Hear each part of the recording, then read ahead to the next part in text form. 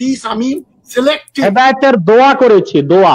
আপনিও আমার হেদায়েতের দোয়া করতে পারেন, আমিও আপনার হেদায়েতের দোয়া করতে পারি। আপনি নিজে স্বীকার করেছেন মুয়াত্তা ইমাম মালিক মানেন, তার মানে আপনি হাদিস মানেন। আপনি বলছেন কেন হাদিস মানেন না?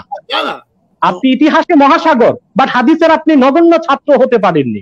হাদিস পড়তে 16 বছর টাইম লাগে। আপনি ইংলিশ ভার্সন করে হাদিস পড়ে ফেলবেন, এবং আজকে অর্ধেকটা মেনে নিয়েছেন আপনি, বাকি অর্ধেকটা মেনে নিবেন ইনশাআল্লাহ আরেকটা পর্বে বসলে। বাকি নাজবুল সাকিব, বাকি ওনার থেকে আরেকটা তারিখ নেন, আরেকটা তারিখ নেন, অথবা আজকে আরো 1 ঘন্টা এটাকে লম্বা করেন প্রোগ্রামটি। ওনাকে আমি পুরা বুঝ দিব ইনশাআল্লাহ। ওনার এমন কোন সেইং নাই যেটা বিরুদ্ধে দাঁড় করাতে পারবে উনি। 1 ফোঁটা বীর্য বের হলে গোসল ফরজ হয়। বীর্যের নাপাক পেশাব, 1000 ফোঁটা পেশাব করলে গোসল করেন না কেন আপনি? 100 বার গোসল করা উচিত, এটা আমার কিয়াসের দাবি। এটার উত্তর দেন আপনি, কিয়াস দিয়ে উত্তর দেন। আপনি বললেন না, আপনি কিয়াস দিয়ে উত্তর দেন, আপনি আপনার কিয়াস দিয়ে উত্তর দেন। আপনি 1 ফোঁটা বীর্য বের হলে 1 ফোঁটা বীর্য বের হলে গোসল ফরজ হয়, এটা আপনি আমি সবাই মানি। কিন্তু বীর্যের নাপাক পেশাব, 1000 ফোঁটা পেশাব করলে গোসল ফরজ হয় না কেন? এটার উত্তর দেন আপনি কিয়াস থেকে। কিয়াস দিয়ে শরীয়ত মাপা যায় না, কিয়াস দিয়ে কোরআন হাদিস মাপা যায় না। আপনার জ্ঞান, আপনার কিয়াস আজকে সত্য কালকে মিথ্যা হবে, কিন্তু আল্লাহ রাসূল সাল্লাল্লাহু আলাইহি ওয়াসাল্লামের হাদিস সকল যুগের জন্য মহাসত্য। সেখানে আপনার আমার কিয়াস দিয়ে কিছু চলবে না। আপনি কোরআন বিশ্বাস করেন, কোরআন থেকে একটি উক্তিও বলতে পারেন নাই আপনি কোরআন কি পড়েছেন আমি মানি না। একটা উক্তি দেন আপনি কোরআন থেকে। আপনি কোরআন বিশ্বাস করেন, একটা ভার্স দেখান কোরআন থেকে আপনার কথার পক্ষে, একটা ভার্স দেখান। আমি 9টা আয়াত কোরআন থেকে বলেছি, তারপর আপনি মানছেন না। তার কারণ 2 দিয়ে 4 আপনি মানবেন না। আমি তারপর সহিহ হাদিস দেখিয়েছি, আপনি যত খোঁড়া যুক্তি দিয়েছেন আমি খণ্ডন করেছি, ক্রাশ করেছি আপনার যুক্তিকে। আপনি কিয়াস আর ইতিহাস নিয়ে বসে আছেন। ইতিহাস কিয়াস এগুলোর কোনো মূল্য নেই। আপনার কিয়াস যেটাকে এখন সত্য বলছে, 20 বছর পর আরেকজনের কিয়াস সেটাকে মিথ্যা বলবে। এটার কোনো বিশ্বাসের ভিত্তি নেই। বিশ্বাসের মূল ভিত্তি কোরআন এবং সহিহ হাদিস। আচ্ছা, আমি এক মিনিট, আপনি বলছেন আপনি যে মানুষ, এটা আমাদের কিয়াসের ফলে আমরা জানতে পারি। আপনি মানুষ, আমি মানুষ। হ্যাঁ, আপনি আর আমি যে মানুষ, এটার যদি সোর্স থেকে কিয়াস, এইটা একটা উদ্ভট কথা, জীবনে শুনি নাই। এটা কেন আপনি মানুষ? এটা কোরআনে হাদিসে আছে। কে বলেছে আপনি মানুষ? এটা কে বলেছে? আপনি বলেন আমি মানবো কেন? আপনাকে মানুষের মতো দেখা যায়, আমাকে মানুষের মতো দেখা যায়, এটা কিয়াস? আপনি কিয়াসের সংজ্ঞাই জানেন না। আর কমন সেন্স বলেন, কমন সেন্স আছে কোথায়? সবচেয়ে কমন বর্তমান পৃথিবীতে সবচেয়ে কমন সেন্স ছাড়া হচ্ছে পাশ্চাত্যের মানুষ, ইউরোপ আমেরিকার মানুষ। তাদের কোনো কমন সেন্স নেই। উলঙ্গ জীবনযাপন করছে, ফ্রি স্টাইলে চলাফেরা করছে, বহু বিবাহের বিরোধিতা করে, কিন্তু বহুগামিতাকে সমর্থন করে। এই হচ্ছে পাশ্চাত্যের কমন সেন্স। সেই কমন সেন্স দিয়ে আমরা চলি না, আমরা রাসূলুল্লাহর হাদিস দিয়ে চলি। এটাই হচ্ছে ভিত্তি। আর আপনি নিজে মাত্র 5 মিনিট আগে বললেন আপনি মুয়াত্তা ইমাম মালিক মানেন, আবু হানিফার সহিফা মানেন, তো মানেন আপনি হাদিস। হ্যাঁ, আপনার প্রশ্ন হচ্ছে সহিহ বুখারী নিয়ে, সেটা যথেষ্ট উত্তর আমি দিয়েছি এবং আমি আশা করি উত্তর আপনি পেয়েছেন। এখন উনি যে কমন সেন্সের কথা বলছে, সেই কমন সেন্স বলতেছে তাজ হাশমি সাহেবকে তার মত থেকে সরতে হবে। তিনি স্বীকার করেছেন তিনি মুয়াত্তা ইমাম মালিক মানেন, সেটা হাদিস, হাদিস মানতেই হবে। 10 লক্ষ লোক যদি না বলে, সেটা আমি মানতে রাজি না। আপনার পক্ষে আমি না দেখে, কমেন্ট না দেখেই বলতে পারি, অ্যাটলিস্ট শতকরা 80% আপনাকে সমর্থন করছে, 20% আমাকে করছে না। আমাকে 2%, 3% করলেই আমি খুশি। কারণ আমি দেখেন নাজমুল সাকিব, এই ক্ষেত্রে আমি জবাব দিব চার্লস ডারউইনের কথা। চার্লস ডারউইন বলেছে বানর থেকে মানুষ, অথচ পৃথিবীর সব বিজ্ঞানী বলেছে the theory of evolution is not a scientific fact, it is a hypothesis of Charles Darwin. কিন্তু ডারউইন মরার আগ পর্যন্ত বলেছে মানুষ বানর থেকে। ডারউইন না মানাতে কি হয়েছে? আমরা বিশ্বাস করি আমরা বানর থেকে না আদম থেকে। অথবা হাদিস না মানলে উনি বিশ্বাস করবেন, ওটা ওনার ব্যক্তিগত বিষয়, কারো ব্যক্তিগত মত প্রকাশে তো আমি হস্তক্ষেপ করব না। বাট আমাদের কথা হচ্ছে জ্ঞান দিয়ে, প্রজ্ঞা দিয়ে, দলিল ভিত্তিক। তো জনাব তাজ হাশমি, আপনাকে দিয়ে আমি শুরু করতে চাই যে সাম্প্রতিক সময়ে হাদিস নিয়ে করা আপনার কিছু মন্তব্য আলোচনা ও সমালোচনার জন্ম দিয়েছে। তো আপনার কাছে আমি জানতে চাই যে হাদিস কি ইমানের অঙ্গ কিনা এবং হাদিস মানার যৌক্তিকতা কতটুকু, সেটা আপনার দৃষ্টিতে আপনি যদি একটু ব্যাখ্যা করেন, তারপর আমরা এনায়েতুল্লাহ আব্বাসীর কাছে যাব। ওই মৌলানা আব্বাসী নিশ্চয়ই বলবেন, আমার সঙ্গে রাজি হবেন, এগ্রি করবেন। হাদিস তো ফর্মালি ইমানের অঙ্গ না। যে 5-6টা জিনিসের উপরে ইমান আনতে হয়, তার ভিতরে হাদিস is not one of them. সুতরাং হাদিস বিশ্বাস না করলেই কেউ মুসলমান থেকে খারিজ হয়ে যায়, এ ধরনের কথা বলা যাবে না। এখন বিতর্ক হতে পারে যে কেন আমরা সত্যি সত্যি হাদিস মানতেই হবে কিনা, কোরআন কি সম্পূর্ণ না, বা কোরআনের কি সাফিসিয়েন্ট না, এবং সব হাদিসই কি আমাদের চলতে হবে ইত্যাদি, এগুলো একটা প্রশ্ন সাপেক্ষ ব্যাপার। তো হাদিসের আগে আমি যেটা সবচেয়ে বড়, মানে রাসূলুল্লাহ এবং খোলাফা রাশেদুনের পরে যাকে আমি সবচেয়ে বড় স্কলার মনে করি, ইসলামের স্কলার মনে করি, ইমাম আবু হানিফা। উনি 699-তে জন্ম, 767-তে ইন্তেকাল, 68 বছর বয়সে ইন্তেকাল করেন। ওটা এই জন্যই ওনাকে তুলে ধরছি। ইমাম আবু হানিফা এসছেন, ওনার দাদা এসছেন আফগানিস্তান থেকে, ফার্সি স্পিকিং, ফার্সিতে কথা বলতেন দাদা। দাদা ছিলেন কৃতদাস। দাদাকে নিয়ে আসা হয় কুফাতে। কুফাতে ওনার বাবার জন্ম, ওনারও জন্ম কুফাতে। উনি পড়াশোনা করেন এবং খুবই বিচক্ষণ আলিম ছিলেন আবু হানিফা। এবং আবু হানিফাকে আমি পছন্দ করি। আমার আব্বা হুজুর, উনিও জৌনপুরি পীর সাহেব ছিলেন, শাহ মোহাম্মদ ইউনুস হাশমি জৌনপুরি। উনিও ওই আবু হানিফাকে খুব পছন্দ করতেন এবং অনেক পড়াশোনা করেছেন, লিখেছেন তার উপরে। আবু হানিফার বিউটি হচ্ছে, সৌন্দর্য হচ্ছে আকল, বুদ্ধি এবং লজিক নির্ভর। উনি ইমোশনালি চার্জ হয়ে কথাবার্তা বলতেন না এবং খুবই ন্যায়পরায়ণ ছিলেন। ইমাম আবু হানিফার যে তাকওয়া, এই তাকওয়া হচ্ছে মুসলমানদের জন্য খুবই গ্রহণযোগ্য একটা অনুকরণীয় ব্যাপার। যেমন আমি একটা উদাহরণ দেই, আব্বাসীয় শাসক, আমি খলিফা বলবো না, আব্বাসীয় শাসক আল মনসুর উনাকে কাজী আল মনসুর বললেন ইমাম আবু হানিফাকে যে আপনি আমার কাজিউল কুজাত, কাজী আল কুজাত আর কাদি আল কুজাত চিফ জাস্টিস হয়ে যান। উনি বললেন আমি যোগ্য বলে মনে করি না নিজেকে। তখন মনসুর বললেন যে আপনি মিথ্যা কথা বলছেন। তখন আবু হানিফা খুব বিচক্ষণ চালাক ব্যক্তি ছিলেন, উনি বললেন দেখেন আপনি আমাকে যখন মিথ্যাবাদী বলছেন, মিথ্যা লোক তো কাজী হতে পারে না। তো মনসুর রেগে গেলেন এবং পরে তাকে জেলে পাঠিয়ে দিলেন, কারণ উনি স্পষ্টভাষী ছিলেন এবং জেলখানাতেই ওনার মৃত্যু হয়, ইন্তেকাল হয়। তো এই ইমাম আবু হানিফাকে আমি সবচেয়ে বেশি রেভার করি। এবং সেকেন্ড পার্সন তারপরে ইমাম মালিক বিন আনাস। মালিক বিন আনাস যে একজন মালিকি স্কুলের প্রতিষ্ঠাতা, আবু হানিফার ছাত্র। সবচেয়ে মজার ব্যাপার, উনি তার যে বই মুওয়াত্তা খুবই নাম করা গ্রন্থ, এবং সবচেয়ে বড় ক্রেডিট হচ্ছে মালিক বিন আনাসের, যে উনি হাদিস, যে প্রথম দিকের যে হাদিসগুলো উনি সংগ্রহ করেছেন, এবং সেই হাদিসগুলো উনি 1 লক্ষ হাদিস চর্চা করে সংগ্রহ করে সেখান থেকে মাত্র 1700 সামথিং, 1720 আর 1800 কম উনি সংগ্রহ করেন। এর ভিতরে আবার 600 হাদিসকে উনি বলছেন রাসূলুল্লাহ সাল্লাল্লাহু আলাইহি সাল্লাম ডাইরেক্টলি যে কথাগুলো বলেছেন, কোন রাবি এর মিডলম্যান যেখানে ছিল না।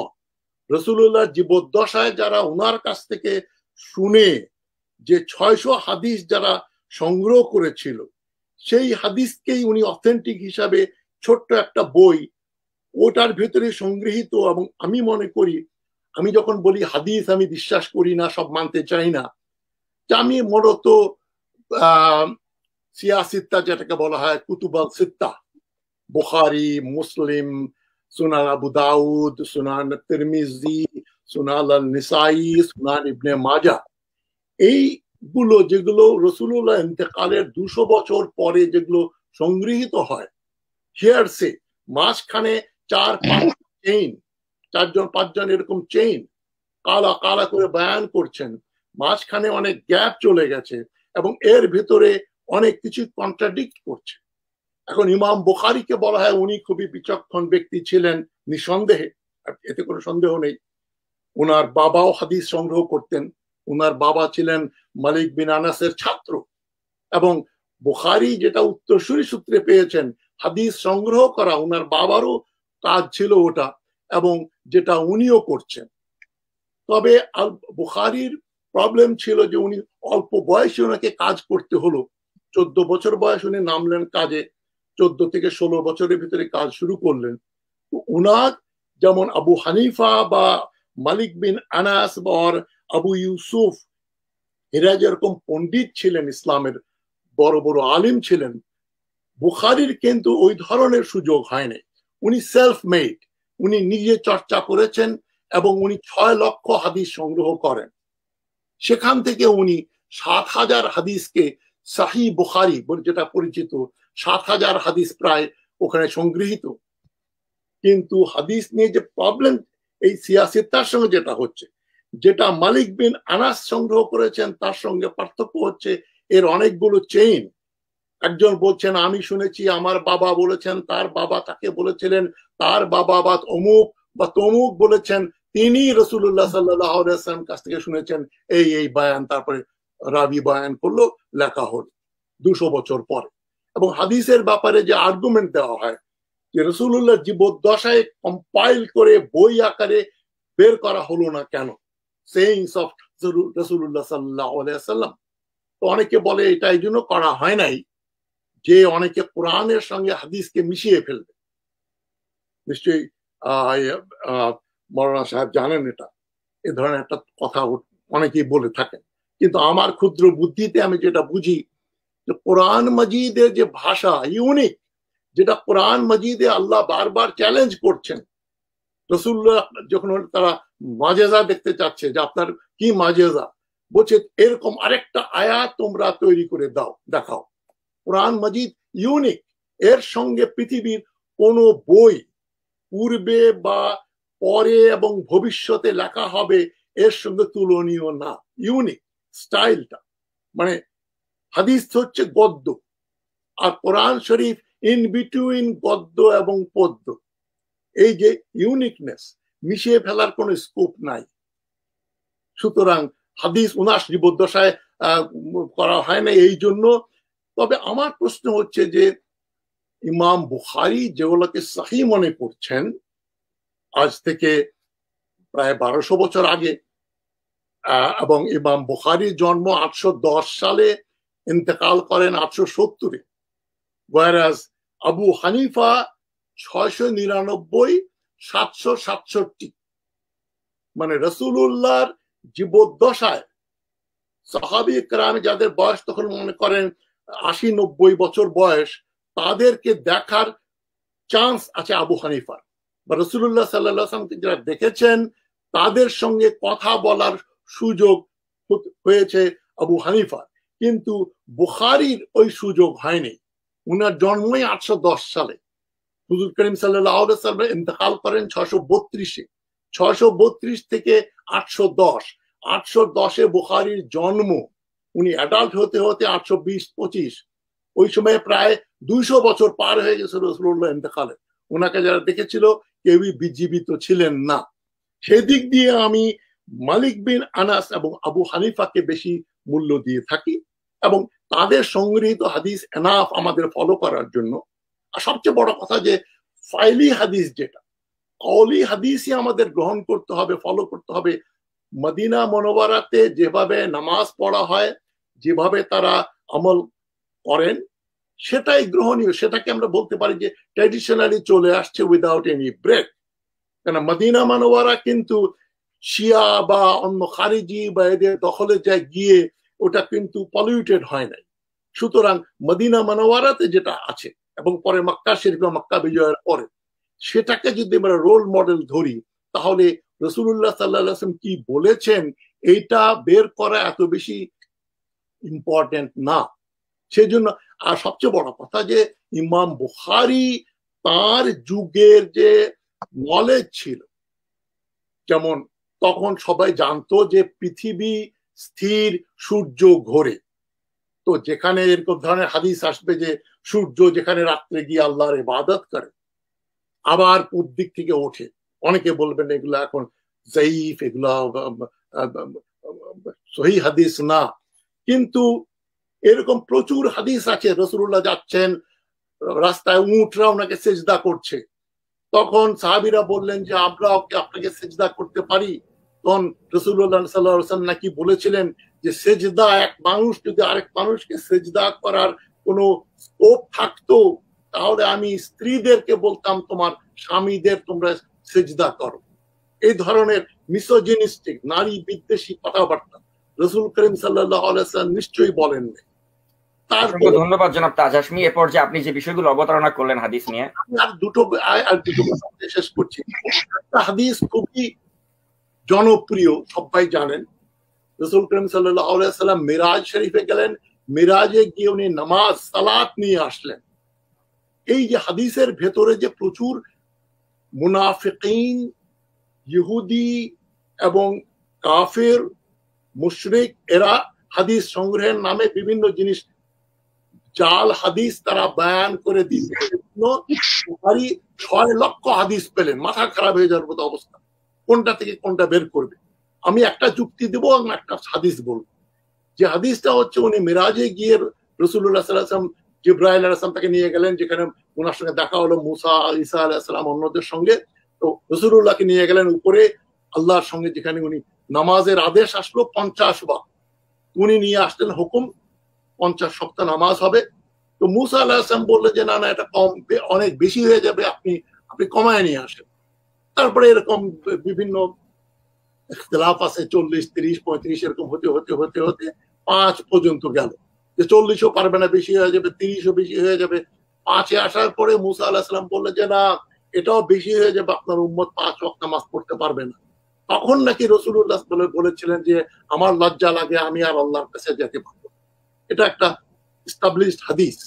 এখন এই আল্লাহ এবং রাসূল সাল্লাল্লাহু আলাইহি ওয়াসাল্লাম আর মুসা আলাইহিস সালামের ভেতরে স্মার্ট কে? এই 3 জনের ভিতরে মনে হচ্ছে সবচেয়ে বুদ্ধিমান হচ্ছে হযরত মুসা। এবং হযরত মুসা কে? উনি ইহুদিদের নবী। তার মানে আমরা ধরে নিতে পারি এটা একটা ইহুদি কনস্পিরেসি। এবং মেরাজ সম্বন্ধে কোরআন শরীফে যেখানে এইটুক আছে, এই যে মসজিদুল হারামে উনি গিয়েছিলেন, অনেকে বলছে যে স্বপ্নে, কেউ বলছে যে আসলে কিনা আবু বকর সিদ্দিক বললেন যে আমি বিশ্বাস করি উনি গেছেন, তো ওনাকে সিদ্দিক লাকাব দেওয়া হলো। এটা একটা স্টোরি। কিন্তু আর কোথাও কিন্তু ওই যে বুরাক আসলো এবং বুরাকে চড়ে উনি মেরাজে গেলেন, এই যত মেরাজ সম্বন্ধে যত কিছু হাদিসে পাওয়া যায়, গাল গল্প। এবং এখানে মুসা আলাইহিস সালাম হচ্ছেন রাসূলুল্লাহর চেয়ে বেশি বুদ্ধিমান এবং ইন্টেলিজেন্ট, এবং উনি বিজ্ঞ। উনি বুঝতে পারছেন যে 40 ওয়াক্ত 50 ওয়াক্ত নামাজ সম্ভব না। এখন 50 ওয়াক্ত নামাজ যদি আল্লাহ দিতেন, এই যে আমরা কথা বলছি এর ভেতরে আমাদের একবার নামাজের সময় হয়ে যাবে। সার্জন সার্জারি করছে রোগীকে, নামাজ পড়তে হবে। আপনার বক্তব্য পরিষ্কার জনাব তাজ হাশমি। এ পর্যায়ে আপনি যে বিষয়গুলোর অবতারণা করলেন, এগুলো নিয়ে আমি জনাব আব্বাসী আপনার কাছে রেসপন্স চাচ্ছি। জনাব হাশিমি যে বক্তব্য দিয়েছেন তার প্রতিটি কথার জবাব আমি দিচ্ছি, ধৈর্যের সাথে আপনাদের শুনতে হবে। তার আগে প্রথমে একটি প্রশ্ন রেখে যাচ্ছে জনাব হাশিমির কাছে। তিনি কোরআন মানেন, হাদিস মানতে চান না। আবু হানিফা সম্পর্কে যে গীত তিনি গাইলেন, এটা তো কোরআনে নাই, কোত্থেকে বললেন? এর জবাবটা তিনি দিবেন পরে। যেহেতু তিনি হাদিসই মানেন না, কোন ইতিহাসকে মানেন সেটা আমি দেখবো তার কাছ থেকে। আবু হানিফার কথা কোরআনের কোথাও আসে নাই। যেহেতু তিনি বুখারীর মতো হাদিসই মানতে চান না, তা আবু হানিফার ব্যাপারে যে গীত তিনি গাইলেন তা কোন কিতাব থেকে উত্তর দিবেন, আমাকে তিনি পরে দিবেন। পরিষ্কার এবং স্পষ্ট বক্তব্য হচ্ছে, আল্লাহ রাসূল সাল্লাল্লাহু আলাইহি ওয়াসাল্লামের হাদিসকে বিশ্বাস করা ছাড়া মুসলমান তো দূরে থাক, যে বিশ্বাস করবে না সে কাফের ও জিন্দিক হিসেবে পরিচিত হবে। হাদিস না মানলে যে মুসলমান হওয়া যায় না, আমি সরাসরি কোরআন থেকে দলিল দিচ্ছি। আল্লাহ পাক কোরআন কারীমে ইরশাদ করেছেন, ওয়া ইয়ানতিকু আনিল হাওয়া ইন হুয়া ইল্লা ওয়াহয়ু ইউহা। মুহাম্মদ সাল্লাল্লাহু আলাইহি ওয়াসাল্লাম নিজের মন থেকে কিছু বলেন না, তিনি যা বলেন তখনই বলেন আল্লাহর পক্ষ থেকে যা ওহী করা হয়। আল্লাহ পাক কোরআন কারীমে ইরশাদ করেছেন, আরসালনা ফীকুম রাসূলাম মিনকুম ইয়াতলু আলাইকুম আয়াতিনা ওয়া ইউযাক্কিকুম ওয়া ইউআল্লিমুকুমুল কিতাবা ওয়াল হিকমা ওয়া ইউআল্লিমুকুম মা লাম তাকুনু তা'লামুন। মুহাম্মদ সাল্লাল্লাহু আলাইহি ওয়াসাল্লামকে আমি প্রেরণ করেছি তোমাদের মধ্য থেকে, যিনি তোমাদের আত্মশুদ্ধির ব্যবস্থা করবেন, তোমাদের হৃদয়কে পবিত্র করবেন। ইউআল্লিমুকুমুল কিতাবা, তিনি তোমাদের কোরআন শেখাবেন, ওয়াল হিকমা, এবং হিকমত শেখাবেন। তাহলে আল্লাহ স্পষ্ট করে দিলেন মুহাম্মদ সাল্লাল্লাহু আলাইহি সাল্লাম কোরআন শিখিয়েছেন, সাথে হিকমত শিখিয়েছেন। সেই হিকমত কি? ইমাম শাফি বলেছেন ইয়ানি সুন্নাতাহু, সেটা হলো রাসূলুল্লাহর সুন্নাত। তাহলে স্পষ্ট দেখা যায় আল্লাহ পাক মুহাম্মদ সাল্লাল্লাহু আলাইহি সাল্লামকে প্রেরণ করেছেন ১৫০০ বছর আগে, শুধু কোরআন শিখাবার জন্য নয়, যে হিকমতের কথা আল্লাহ বলেছেন সেটাই রাসূলুল্লাহর সুন্নাত এবং হাদিস। তা বিশ্বাস করা ছাড়া মুসলমান হওয়া প্রশ্নই আসে না। আল্লাহ পাক কোরআন কারীম সূরা আহজাবে বলেছেন ওয়ামা কানা লিমুমিন ওয়ালা মুমিনাতিন ইযা কাদাল্লাহু ওয়া রাসূলুহু আমরান আইয়াকুনা লাহুমুল খিয়ারাতু মিন আমরিহিম ওয়া মান ইয়াসিল্লাহা ওয়া রাসূলুহু ফাকাদ দাল্লা দালালাম মুবিনা। কোন মুমিন মুমিনা, কোন মুসলিম নরনারীর জন্য এটা শোভনীয় নয়, এটা উচিত নয় যে আল্লাহ এবং আল্লাহ রাসূল মুহাম্মদ সাল্লাল্লাহু আলাইহি সাল্লাম কোন সিদ্ধান্ত দেওয়ার পরে সেটাকে ভায়োলেট করে নিজেদের মন মস্তিষ্ক প্রসূত কোন সিদ্ধান্তকে তারা গ্রহণ করবে। তাহলে আল্লাহর সিদ্ধান্তের সাথে আল্লাহ তার রসুলের সিদ্ধান্তের কথা উল্লেখ করেছেন। রসুল্লাহ সিদ্ধান্ত কোথায় এসেছে? কোরআনে তো এসেছে আল্লাহর সিদ্ধান্ত। রসুল্লাহ সিদ্ধান্ত মানা ছাড়া যে মুসলমান হবার সুযোগ নেই, সেটাই হচ্ছে হাদিস। আল্লাহ পাক স্পষ্ট কোরআন কারিমে বলেছেন ওয়ামা আতাকুমুর রাসূলু ফাখুযুহু ওয়ামা নাহাকুম আনহু ফান্তাহু। মুহাম্মদ সাল্লাল্লাহু আলাইহি ওয়াসাল্লাম তোমাদেরকে জন্য যা কিছু এনেছেন, যা কিছু দিয়েছেন তা গ্রহণ করো, যা নিষেধ করেছেন তা বর্জন করো। কোরআনে যা কিছু দেওয়া হয়েছে, নিষেধ করা হয়েছে, সব তা আল্লাহ বলেছেন। তা আল্লাহ রাসূল মুহাম্মদ সাল্লাল্লাহু আলাইহি ওয়াসাল্লাম কি দিলেন, কি নিষেধ করলেন, সেটার অস্তিত্ব পাওয়া যায় হাদিসে। অথবা হাদিস মানা ছাড়া মুসলমান হবার কোনো সুযোগ নেই।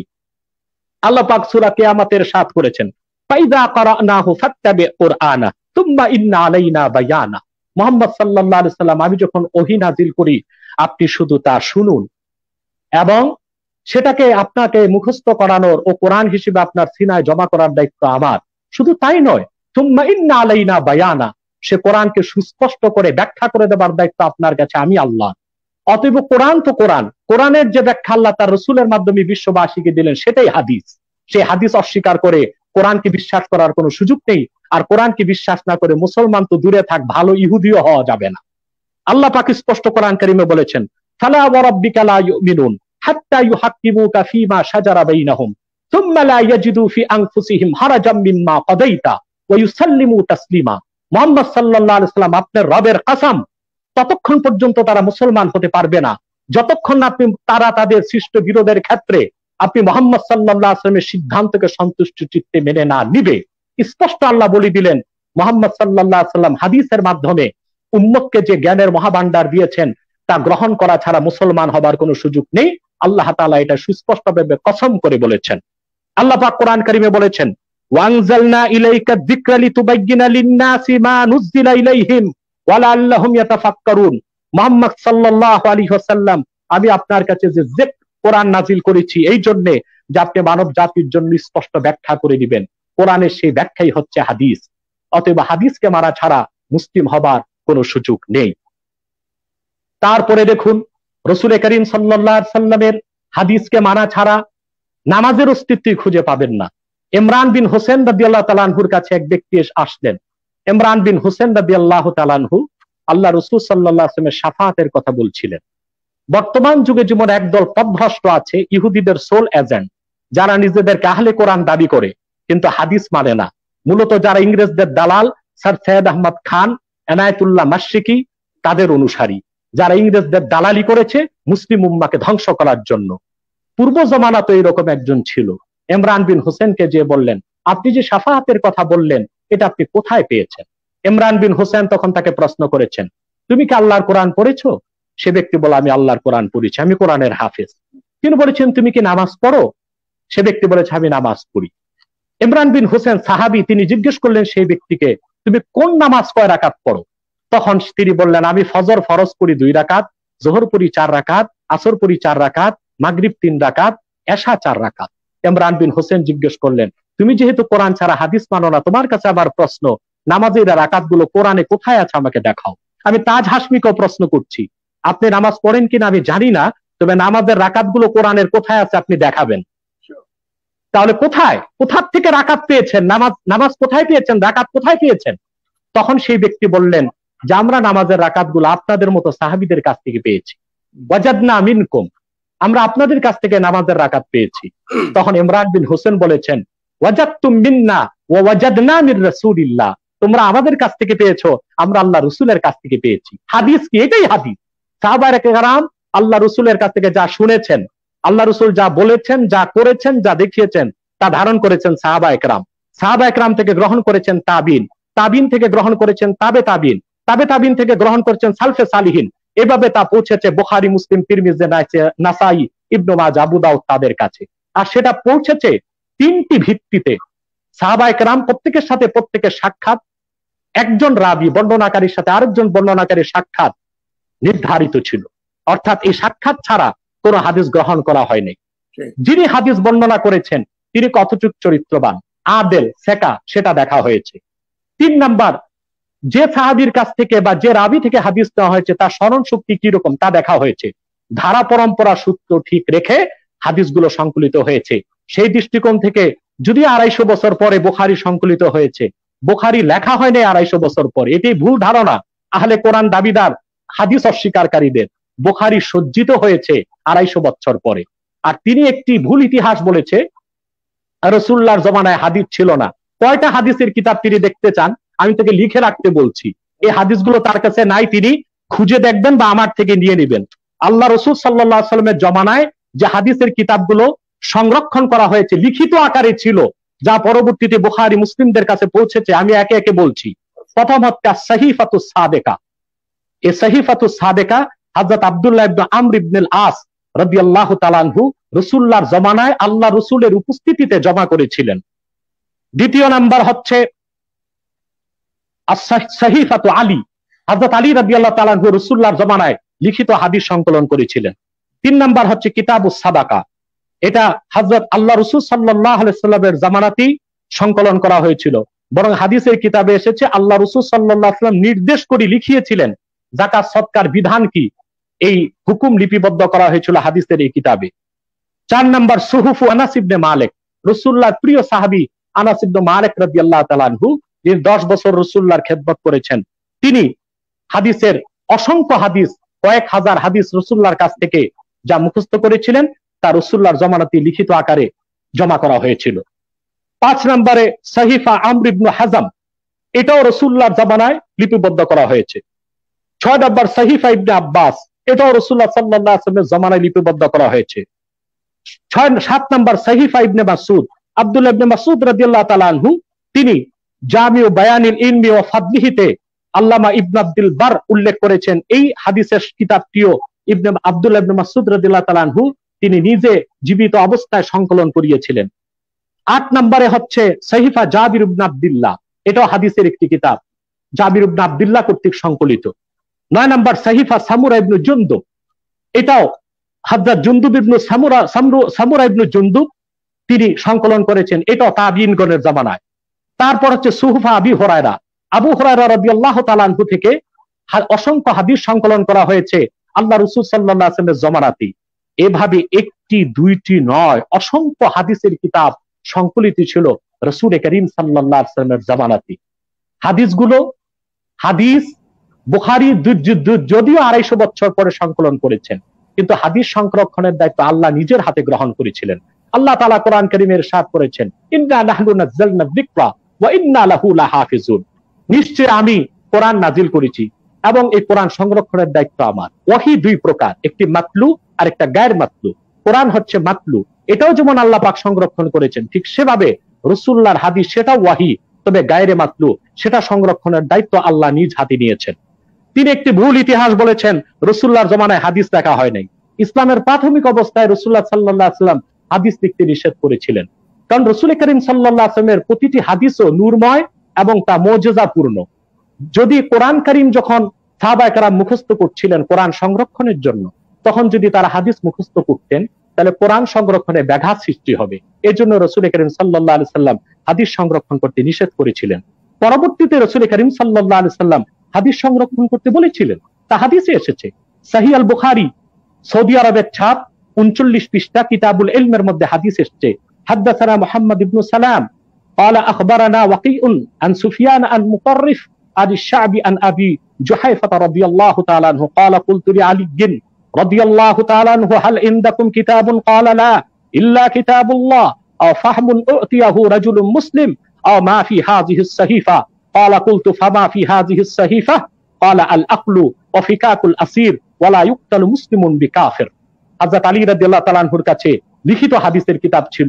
ওনাকে জিজ্ঞেস করা হয়েছিল আল্লাহর কোরআন ছাড়া আপনাদের কাছে আর কিছু আছে? তিনি বলেছেন না, আল্লাহর কোরআন আছে। আর আছে সেই ফাহাম বা বুঝ যা আল্লাহর পক্ষ থেকে একজন মুসলিমকে দেওয়া হয়, এবং আছে এই সহিফাতে যা আছে। এভাবে তিনি অসংখ্য হাদিস সংকলিত একটি সহিফা হাদিসের কিতাব দেখিয়েছেন। তাহলে দেখা যায় হযরত আলী রাদিয়াল্লাহু তাআলা আনহু রাসূলুল্লাহর জামানাতেই হাদিস লিখে ফেলেছিলেন। অতএব হাদিস পরবর্তীতে লেখা হয়েছে তাতে সন্দেহ আছে তা বলার কোনো সুযোগ নেই। শুধু তাই নয়, হাদিস যে লেখা হয়েছিল তার দ্বিতীয় প্রমাণ পাওয়া যায় সহিহ বুখারী, সৌদি আরবের ছাপ, প্রথম খণ্ড 39 পৃষ্ঠা 113 নম্বর হাদিস। وحدثنا علي بن عبد الله قال حدثنا سفيان قال حدثنا عمرو قال اخبرني وهب بن منبه عن اخيه قال سمعت ابا هريره رضي الله تعالى عنه يقول ما من اصحاب النبي صلى الله عليه وسلم احد اكثر حديثا عنه مني الا ما كان من عبد الله بن عمرو فانه كان يكتب ولا اكتب। স্পষ্ট হাদিস এসেছে হযরত আবু হুরায়রা রাদিয়াল্লাহু তাআলা আনহু থেকে। তিনি বলেন আল্লাহ রাসূল সাল্লাল্লাহু আলাইহি ওয়াসাল্লামের সাহাবীগণের মধ্যে আল্লাহ রাসূল সাল্লাল্লাহু আলাইহি ওয়াসাল্লামের কাছ থেকে হাদিস শুনে মুখস্থ করে সংরক্ষণ করার ক্ষেত্রে আমার চেয়ে বেশি আর কোনো সাহাবী নেই। তবে একজন আছেন, তিনি আব্দুল্লাহ ইবনে আমর। কারণ ফাইন্নাহু কানা ইয়াকতুবু ওয়ালা আকতুবু। আব্দুল্লাহ ইবনে আমর তিনি আল্লাহ রাসূল সাল্লাল্লাহু আলাইহি ওয়াসাল্লামের কাছ থেকে হাদিস শুনে লিখতেন আর আমি লিখতাম না। তাহলে রাসূলুল্লাহর জামানাতেই হাদিস লেখা হয়েছে। এই ভুল ইতিহাসগুলো ইংরেজরা ইতিহাসকে বিকৃত করেছে এবং ভুল ইতিহাস মানুষকে শিখিয়েছে। রাসূলুল্লাহর জামানায় হাদিস সংকলন করা হয় নাই। তারপর আসুন ইমাম আজম আবু হানিফার কথা তিনি বলেছেন। আবু হানিফার ব্যাপারে যা তিনি বললেন তা তো কোরআনে নাই। কিসের ভিত্তিতে তিনি বলেছেন? ইতিহাস থেকে। যেখানে সহিহ বুখারীকে তিনি মানতে চান না, ওই ইতিহাসকে আমি ডাস্টবিনে ফেলে দিব।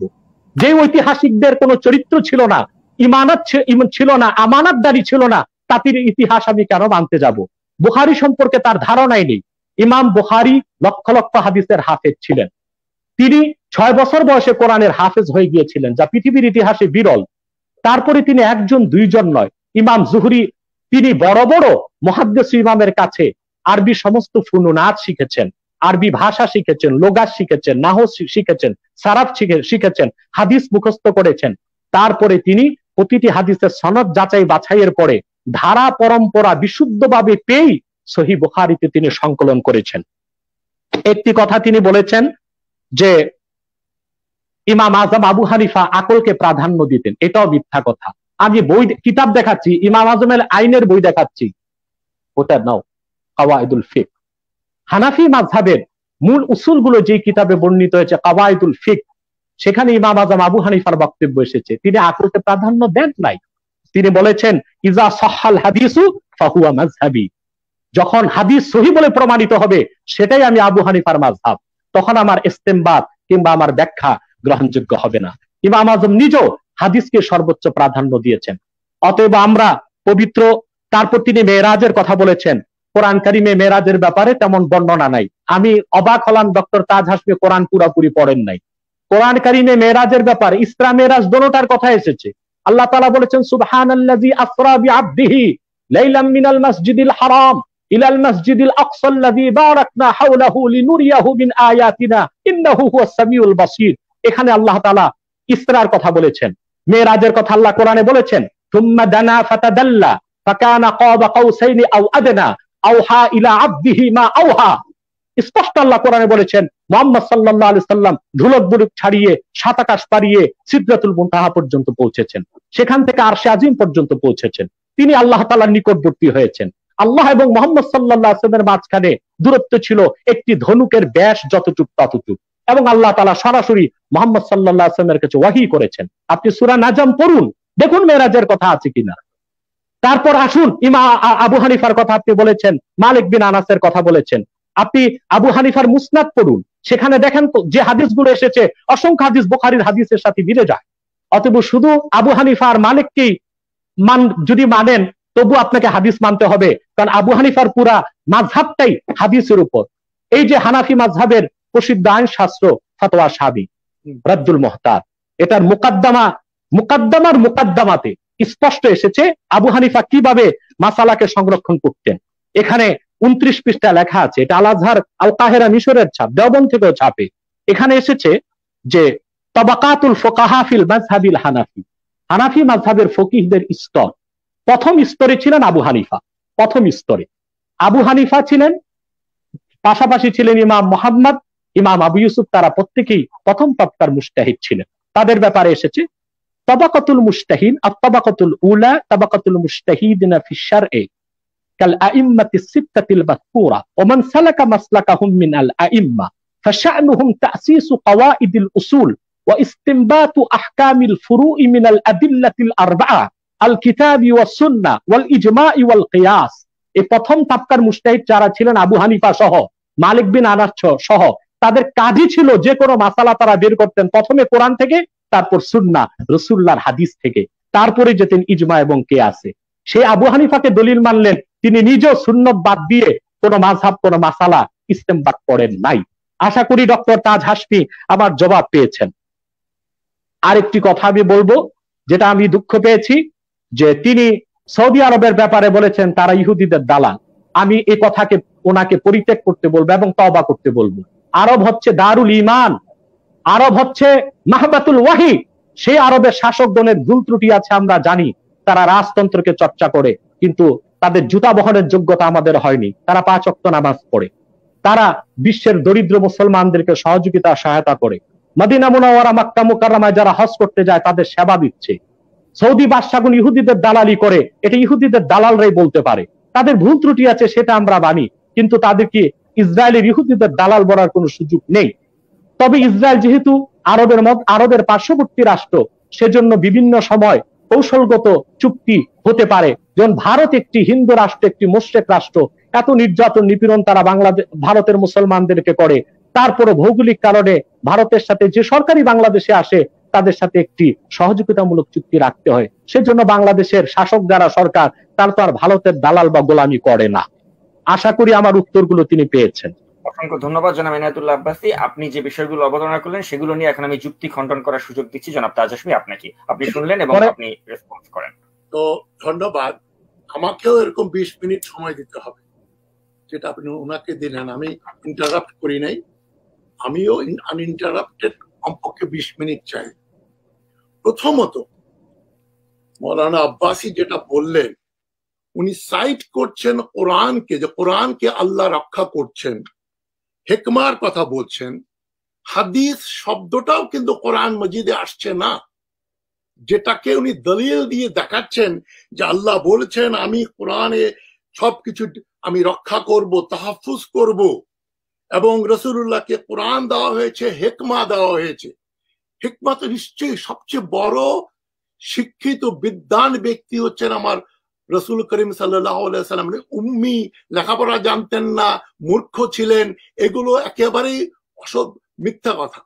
উনি এসছেন কুরাইশ বংশের সবচাইতে সম্ভ্রান্ত, সবচাইতে শক্তিশালী এবং ইনফ্লুয়েন্সিয়াল ফ্যামিলি থেকে।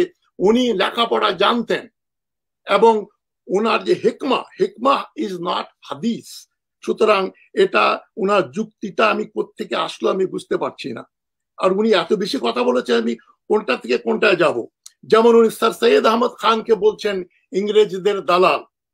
আমি স্যার সৈয়দ আহমদ খানকে মনে করি মুসলমান উম্মার ভেতরে সবচাইতে ক্রিয়েটিভ, সবচাইতে বিচক্ষণ, বিদ্বান, এবং মুসলমানদের রক্ষা করার ব্যাপারে উনার যে রোল, এটা খুবই মূল্যবান।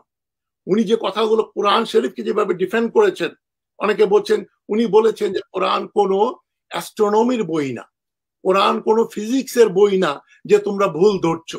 কোরআন হচ্ছে আমাদেরকে গাইডেন্স দেওয়ার জন্য।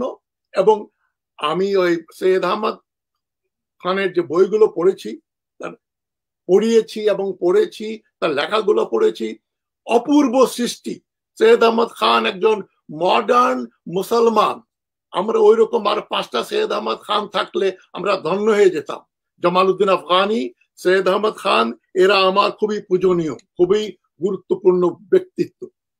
কোরআন শরীফ সম্বন্ধে আমি 100% এগ্রি করছি যে ওটাকে উনি প্রোটেক্ট করেছেন। হিকমা রাসূলুল্লাহ ছিল, আমি মেনে নিচ্ছি।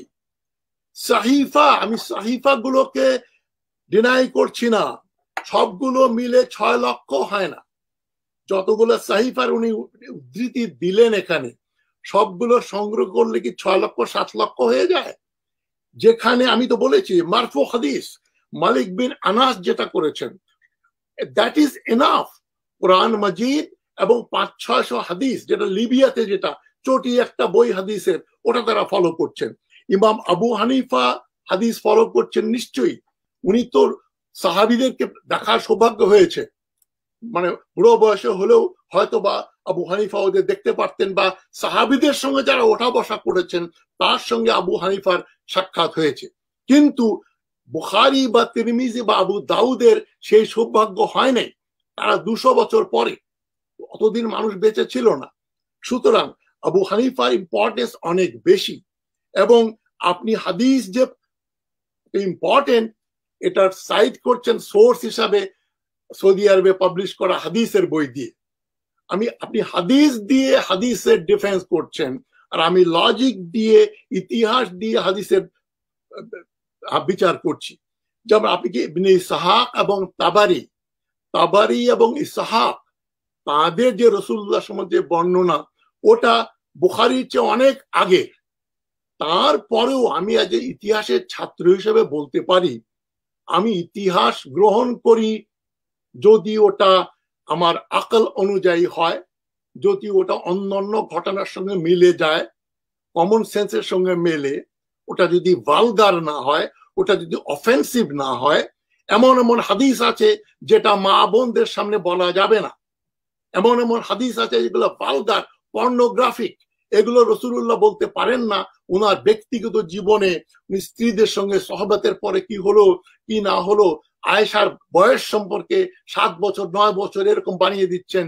ইতিহাসে দেখা যাচ্ছে ওনার একবার এনগেজমেন্ট হয়েছিল, বিয়ে হয় নাই, মানে উনি মানে ফাতেমা রাদিয়াল্লাহু আনহার চেয়ে বয়সে ছোট ছিলেন না বা সমবয়সী, এরকম অনেক দলিল আছে। সুতরাং হাদিস পড়লে রাসূলুল্লাহ চুলের রং, দাড়ি কত বড়, দাড়ির রং সমস্ত পুঙ্খানুপুঙ্খভাবে জানা যায়। আর ইতিহাস পড়লে তার অনেক আগের যারা ইবনে ইসহাক এবং তাবারি পড়লে কিন্তু অত কিছু জানা যায় না। বড় বড় ঐতিহাসিকরা বলছেন রাসূলুল্লাহ সাল্লাল্লাহু আলাইহি সম্পর্কে, ওনার ব্যক্তিগত জীবন সম্পর্কে খুবই কম জানা। হাদিস পড়লে ওনার হাতের রং, পায়ের রং, সবকিছুই মানে একেবারে পুঙ্খানুপুঙ্খভাবে জানা যাচ্ছে। সুতরাং হাদিস ইজ নট সায়েন্টিফিক কোনো জিনিস না। যেখানে আমি একটা আপনাকে উদাহরণ দিই, আপনি ধরেন একটা রোলেক্স ঘড়ি কিনবেন, রোলেক্স ঘড়ির দাম $10,000, $15,000, $20,000 দাম। আপনি জানেন যে আপনাকে বলা হলো ওই মার্কেটে যাও, তুমি একটা রোলেক্স ঘড়ি কিনতে পারবে। আপনি কিন্তু শুনলেন আবার ওয়ার্নিং, যে ওখানে কিন্তু 50টার মতো দোকান আছে ওই মার্কেটে, ওর বেশিরভাগ দোকানে জাল রোলেক্স, যেটা $100 কিনতে পাওয়া যায়, দেখতে হুবহু অরিজিনাল রোলেক্স ঘড়ির মতো, ওটাও বিক্রি হচ্ছে। তো আপনি পকেটে $10,000 নিয়ে ওই মার্কেটে যাচ্ছেন, আপনি ওই টাকা দিয়ে রোলেক্স কেনার আগে চিন্তা করবেন যে আমি তো শুনে এসেছি যে এখানে বেশিরভাগ দোকানে জাল রোলেক্স, ফেক রোলেক্স বিক্রি হয়। আপনি কিনবেন না, কেননা আপনার টাকার মায়া মমতা আছে। যেখানে বুখারী 6 লক্ষ হাদিস সংগ্রহ করলেন, 5,93,000 উনি বাতিল করলেন। এটাই তো সবচেয়ে বড় শক, যে তার মানে কি ওই রকম একটা সমাজ ছিল যেখানে লোকজন যত্র তত্র যার যেমন খুশি ওটা বয়ান করে যাচ্ছে, রাসূলুল্লাহ কালা কালা বলে বর্ণনা করছেন। উনি তার জ্ঞান অনুযায়ী মনে করছেন যে সূর্য পূব দিকে ওঠে। আমরা জানি সূর্য ওঠে না, পৃথিবী ঘুরে সূর্যের ওইদিকে যায়, তখন আমাদের সামনে সূর্যটা আসে। সূর্য রাত্রেবেলা গিয়ে কোথাও ইবাদত করে না। হাদিসে যেখানে আমরা এই ধরনের উদ্ভট কথা পাবো, যে উনি আল্লাহর কাছ থেকে 50 ওয়াক্ত নামাজ নিয়ে আসলেন, যেটা আমি একটু আগে বললাম, এরকম উদ্ভট শোনায় যে আল্লাহ এবং রাসূলুল্লাহর চাইতে বেশি বিচক্ষণ হচ্ছেন মুসা আলাইহিস সালাম, যিনি আমি একটু আগে বলেছি ইহুদিদের নবী। এবং মাওলানা আব্বাসী বলেছেন যে হাদিসে বিশ্বাস না করলে ইহুদিরাও বিশ্বাস করে, ইহুদিও থাকতে পারবে না যদি, ইহুদিরা কোরআনও বিশ্বাস করে না, হাদিসেও বিশ্বাস করে না। ইহুদিরা বলে তোমাদের রসুল এই আমাদের ওল্ড টেস্টামেন্ট থেকে, আমাদের বই থেকে নকল করে করে এই গাল গল্পগুলো কোরআন শরীফের ভিতরে ঢুকিয়েছেন। তো ইহুদিদের, যে ইহুদি কোরআন এবং হাদিস বিশ্বাস করবে সে তো মুসলমানই হয়ে যাবে, তার ইহুদি তো থাকার কথা না, ইহুদি থাকে না। সুতরাং যে কথাগুলো আমি বলি নাই, আমি ফাইলি হাদিস সম্পর্কে আমি যে জন্য আমি মদিনা মারওয়ানার এক্সাম্পল দিচ্ছি, কিভাবে নামাজ হয় মদিনাতে, আমার এতে কোনো সন্দেহ নাই। ঠিক আছে, 5 ওয়াক্তই পড়তে হবে, শিয়াদের মতো 2 ওয়াক্ত পড়লে চলবে না। আপনার ফর ইউর ইনফরমেশন আমি নামাজ পড়ি। এবং রাকাতের কথা, এই যে ফাইলি হাদিস, মদিনা মনোয়ারাতে রাসূলুল্লাহ ইমামতি করছেন, তার ইন্তেকালের পর হযরত আবু বকর ইমামতি করছেন, এই যে ট্র্যাডিশন চলে আসছে, লোকে দেখে দেখে দেখে দেখে করছে। যারা ডিভিয়েন্ট, যারা ইসলাম বিরোধী, যারা ওই যে এখন শিয়ারা হাত বাঁধে না, এহরাম ছেড়ে দিয়ে 2 হাত 2 দিকে দিয়ে নামাজ পড়েন, কেউ এখানে বাঁধছেন হাত, কেউ এখানে বাঁধছেন, এগুলো হচ্ছে ডিভিয়েশনস। বলছে রাসূলুল্লাহ উপরেও বাঁধতেন, নিচেও হাত বাঁধতেন, এরকম ধরনের কথাবার্তা। তার মানে উনি যখন যেটা খুশি সেটা করতেন, এবং হাত না বেঁধে, শিয়ারা বলছে উনি হাত বাঁধতেন না। শিয়াদের হাদিস, সুন্নিদের হাদিস, এক হাদিসের সঙ্গে আরেক হাদিসের গন্ডগোল, সায়েন্সের সঙ্গে কমন সেন্সের সঙ্গে। হাদিসে বলা হচ্ছে যে মেয়ে মানুষ হচ্ছে নকসুল আকল, তাদের বুদ্ধি কম। তারপরে বলা হচ্ছে তাদেরকে ওই রিব, আদম আলাইহিস সালামের রিব থেকে বানানো হয়েছে, বাঁকা হাড়, ওদেরকে সোজা করতে চাইবে না, সোজা করতে গেলে ভেঙে যাবে। এই যে মানুষের আদম আলাইহিস সালামের হাড় দিয়ে হাওয়াকে তৈরি করা হয়েছে, এটা বিবলিক্যাল স্টোরি, বাইবেলে আছে, কোরআন মাজিদে কোথাও নেই। কোরআন মাজিদে বলা হচ্ছে রূহ সৃষ্টি করছেন আল্লাহ, রূহের পরে তার জাওয়াজ দিচ্ছেন। অনেক ফেমিনিস্ট, মুসলিম ফেমিনিস্ট রাইটার, ফাতিমা মারনেসি, লাইলা আহমদ এবং মিশর এবং তিউনিসিয়ার অনেকেই মুসলিম ফেমিনিস্ট রাইটাররা কোরআন মজিদকে নিজেদের উইমেন্স ইন্টারপ্রিটেশন, কোরআন মজিদকে ট্রান্সলেট করলে কোরআন মজিদ বোঝা যাবে না। এবং ইবনে কাসিরের আপনার তাফসির পড়েও 2021 সালে কোরআন মজিদ বোঝা যাবে না। কোরআন মজিদ বুঝতে হলে তাকে জানতে হবে ফিলসফি, তাকে জানতে হবে হিস্ট্রি, তাকে জানতে হবে ম্যাথামেটিক্স। 3টা জিনিস হচ্ছে mother and father of all wisdom, knowledge, philosophy, history and mathematics. এই সবগুলো টেস্টে কোরআন মজিদ টেকে, হাদিস শরীফ টেকে না। সুতরাং আমি যে মারফু হাদিস যেটা মালিক বিন আনাসের, ওগুলাকে আমি মানি। এবং ফাইলি হাদিস যেটা ইমাম আবু হানিফা যেটা মেনে চলছেন, উনি তার 50 বছর আগে রাসূলুল্লাহ ইন্তেকালের সময় যারা বেঁচে ছিল তাদের কথা যারা শুনেছেন, তাদের ডাইরেক্টলি যে সংগ্রহ করেছেন আবু হানিফা, ওগুলো মানছেন, নিশ্চয়ই আমি এগুলোকে মানি। কিন্তু আমি বলেই দিয়েছি কুতুবাল সিত্তা, এই যে সিয়াসিত্তা 6টা এবং 40টা, আরো 34টা, মোট 40 ভলিউম কালেক্টর আছেন হাদিসের। এই সবগুলোই 200 থেকে 250 বছর পরে এসছেন।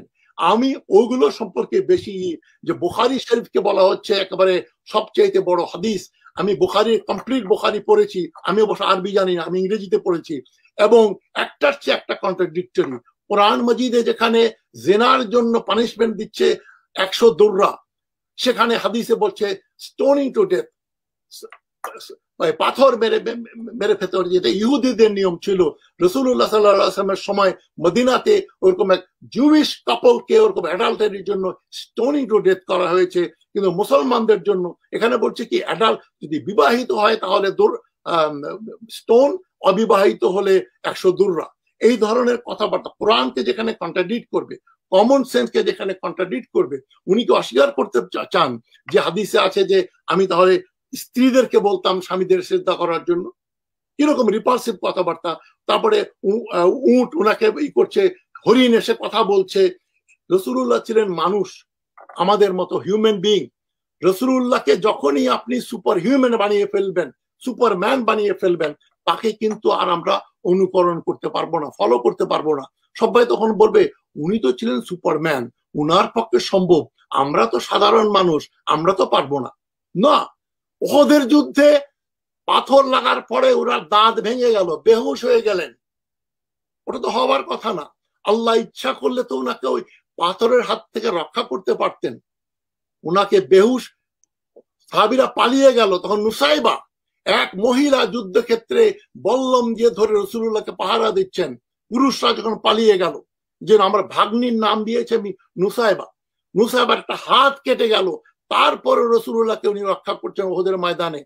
মহিলাদের কত বড় দরজা! রাসূলুল্লাহ সাল্লাল্লাহু আলাইহি ওয়াসাল্লাম যতদিন নুসাইবাকে উনি দেখা করতে যেতেন, তার সঙ্গে তাকে উনি ধন্যবাদ জানাতেন বহুদিন পর পর্যন্ত, ওহদের যুদ্ধের পরেও। সুতরাং উনার দাঁত ভেঙে গেল, উনি বেহুশ হলেন, উনার অসুখ হতো, উনার ক্ষুধা লাগতো, উনি ব্যথা পেলে কষ্ট পেতেন। সুতরাং রাসূলুল্লাহ হচ্ছেন একজন সুপার হিউম্যান বিইং হিসাবে আল্লাহ ওনাকে পাঠান নাই। বদরের যুদ্ধে তো দরকার ছিল না, আল্লাহ বলেছেন তোমাকে ফাতা মুবিন হয়েছে, 313 জন 1000 লোককে হারিয়ে দিল, দ্যাটস এ মিরাকল। কিন্তু আল্লাহ তো ইচ্ছা করলে করতে পারতেন যে ওই যুদ্ধে আসার আগে কাফেরদের সমস্ত সৈন্যদেরকে উনি আবরাহার সৈন্যদের মতো ওইরকম ধ্বংস করে ফেলতে পারতেন না। রাসূলুল্লাহ কাজ করে সাধনা করে দেখিয়েছেন। উনি 13 বছর মক্কা শরীফে থেকে কতজন মুসলমান করেছেন? খুবই অল্প সংখ্যক। আল্লাহ ইচ্ছা করলে তো সব মক্কার যত লোক ছিল, আবু জেহেল থেকে শুরু করে আবু লাহাব, সবাইকে ঈমান আনিয়ে দিতে পারতেন। এক সেকেন্ড, ন্যানো সেকেন্ডের ভিতরে মক্কার সব লোক মুসলমান হয়ে যেত। সেটা তো হয়নি।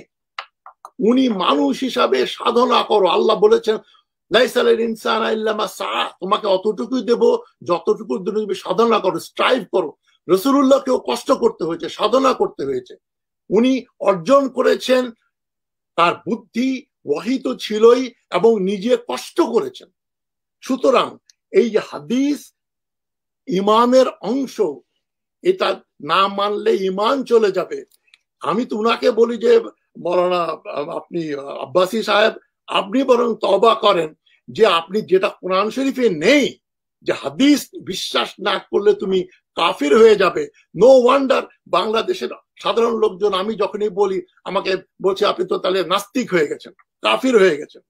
হাদিসের কথা যদি ইমান, তাহলে ইমানের যে 6টা জিনিস আছে, যে কিতাব, রাসূল, আখিরা, সব এগুলো নিয়ে, তাহলে হাদিসটা ঢুকাতে অসুবিধা ছিল? এটা আমি ওনাকে প্রশ্ন করি। তাহলে 7 নম্বর একটা জিনিস, 7 নম্বর না, ওটাকে 1 নম্বর বলে দিতেন, অথবা আল্লাহ রাসূল কিতাবের পরে বলতেন হাদিস, হাদিসে বিশ্বাস করো, তারপরে অন্য জিনিস, তারপরে মুসলমান হবে। যে জিনিস কোরআন শরীফে নেই সেটার উপর এমফাসিস দিয়ে, কোরআন শরীফে যেখানে বলা হয় নাই হাদিসকে আল্লাহ প্রোটেক্ট করেছেন, কোরআনকে প্রোটেক্ট করেছেন প্রতিটা আয়া। এটা আমি 100% একমত যে রাসূলুল্লাহকে বলেছেন যে আপনি মনে রাখতে পারবেন, চিন্তা করবেন না, এবং উনি সেভাবেই ওহী নাজিলের পরে উনি বর্ণনা করেছেন, সাহাবীরা মুখস্থ করেছেন, কেউ লিখে রেখেছেন। আমি এই কথা বলি নাই যে হাদিস বলে কোনো জিনিস রাসূলুল্লাহর জীবদ্দশায় মানে ওইভাবে কম্পাইল করান, ছত্রভঙ্গ আলাদা ভাবে সাহিফা, ছোট ছোট সাহিফা হিসাবে ওগুলো প্রাইভেট কালেকশনে ছিল, লাইব্রেরিতে বা পাবলিকলি ওগুলো বিক্রি হতো না, ওগুলো ব্যবহার করা হতো না। এই প্রথম 200 বছর ইমাম বুখারীদের কালেকশনের আগে আল মুয়াত্তা, মালিক বিন আনাসের মুয়াত্তা, এবং এগুলোর ইম্পর্টেন্স অনেক বেশি ছিল। সুতরাং হাদিস অস্বীকার করা মানে আমি কওলি হাদিস, যেটা সাধারণত যেটাকে বলা হচ্ছে যে উনি রাসূলুল্লাহ বলছেন কালা কালা করে দাড়ি, কমা, সেমিকোলন সব দিয়ে একেবারে যেন টেপ রেকর্ডার দিয়ে টেপ করে নিয়ে আসা হয়েছে। মানুষের যদি ভুল হয়, এই আমাদের বাংলাদেশ হয়েছে 50 বছর, মুজিবুর রহমান না জিয়াউর রহমান কে স্বাধীনতা ঘোষণা করেছে, আপনি এই মুহূর্তে 15টা ভার্সন পাবেন। যারা জীবিত মুক্তিযুদ্ধ করেছে, শেখ মুজিবুর রহমানের যা সহচর, তাদের সঙ্গে কথা বলেন, আওয়ামী পন্থী 10 জনকে নিয়ে যান, বিএনপি পন্থী 10 জনকে নিয়ে আসেন, নিয়ে এসে বলেন তারা এই 20 জনই শেখ মুজিবুর রহমানের সঙ্গে 1971 সালে এবং তার আগের থেকে পরিচিত এবং তারা শুনেছেন। আমি তো ওই যেহেতু আমি 50 ইয়ার্স অফ বাংলাদেশ বই লিখে শেষ করে ফেলেছি, প্রেসে দিয়ে দিয়েছি, আমি ওইগুলো পুঙ্খানুপুঙ্খ গবেষণা করে দেখেছি। কেউ বলছে উনি 1962 সালে আগরতলায় গিয়েছিলেন, শেখ মুজিবুর রহমান। আরেকজন বলছে না উনি জান, এটা সার্জেন্ট মুজিবুর রহমান, শেখ মুজিবুর রহমান না, ওই আগরতলার অনাদার কনস্পিরেটরস। তারপরে কেউ বলছে যে না উনি পাকিস্তানের গ্রেফতার হওয়ার আগেই উনি ইন্ডিয়ার চিত্তরঞ্জন সুধারকে বলে দিয়েছেন কোথায় কোথায় ক্যাম্প করতে হবে, বাঙালিরা বাঙালির দেশ থেকে যাবে, কোথায় কোথায় মুক্তি বাহিনীর ক্যাম্প হবে, এগুলো নাকি শেখ মুজিবুর রহমান আগেই বলে দিয়েছেন। One version. Another version Tajuddin Ahmad বলছেন যে না আমি তো এরকম কিছু পাই নাই, আমি কলকাতায় গিয়ে বহুত এই সমস্ত জোগাড় যন্ত্রণা করা হয়েছে, শেখ মুজিবুর রহমান সাহেব কোন রকম নির্দেশনা দেন নাই। আমি এই জন্য এক্সাম্পলটা দিলাম যে 26শে মার্চে আমরা সবাই জানি যেটা এই একবারে প্রচার হয়ে গেল, শেখ মুজিবুর রহমান ইপিআর এর ট্রান্সমিটার ইউজ করে স্বাধীনতা ঘোষণা করেছেন, এবং এটা যে অসম্ভব ব্যাপার ছিল। উনি অনেক মিথ্যা কথা বলেছেন, সহচররা মিথ্যা কথা বলেছে। এইটা যদি বিংশ শতাব্দীতে একবিংশ শতাব্দীতে লোককে মিথ্যা বলে, আজ থেকে 1400 বছর আগে লোক মিথ্যা বলতো না, লোকে কুফুরি করতো না, মুনাফিকি করতো না, লোকের ভিতরে রিয়া ছিল না, লোকের মেমোরি নষ্ট হয়ে যেত না, হতো। এখন একটা বর্ণনা হচ্ছে সহিহ হাদিসের প্রমাণ কি, একদিন ইমাম বুখারী হাদিস সংগ্রহ করতে গেছেন, দেখছেন এক লোক ঘোড়াকে ঘাস খাওয়াচ্ছে, ঘাস দিচ্ছে, ঘোড়া কাছে আসছে, আবার সে পিছিয়ে যাচ্ছে, যেতে যেতে ঘোড়া কাছে আসছে, ঘোড়াকে ধরে উনি বেঁধে ফেললেন। যেটা আমি একটা গল্প পড়েছি, আমি সহিহ কিনা আপনি উনি বলতে পারবেন গল্পটা। তখন বুখারী বলছে না যে লোক জানোয়ারকে ফাঁকি দিতে পারে, জানোয়ারকে ডিসিভ করে যে এই তাকে ঘাস দেওয়ার নাম করে দড়ি দিয়ে বেঁধে ফেললো, তার কাছে আমি হাদিস সংগ্রহ করবো না। What does it mean? What does it prove? এটা কি প্রমাণিত হয় যে উনি যার কাছে গেছেন সে লোকটা ভালো?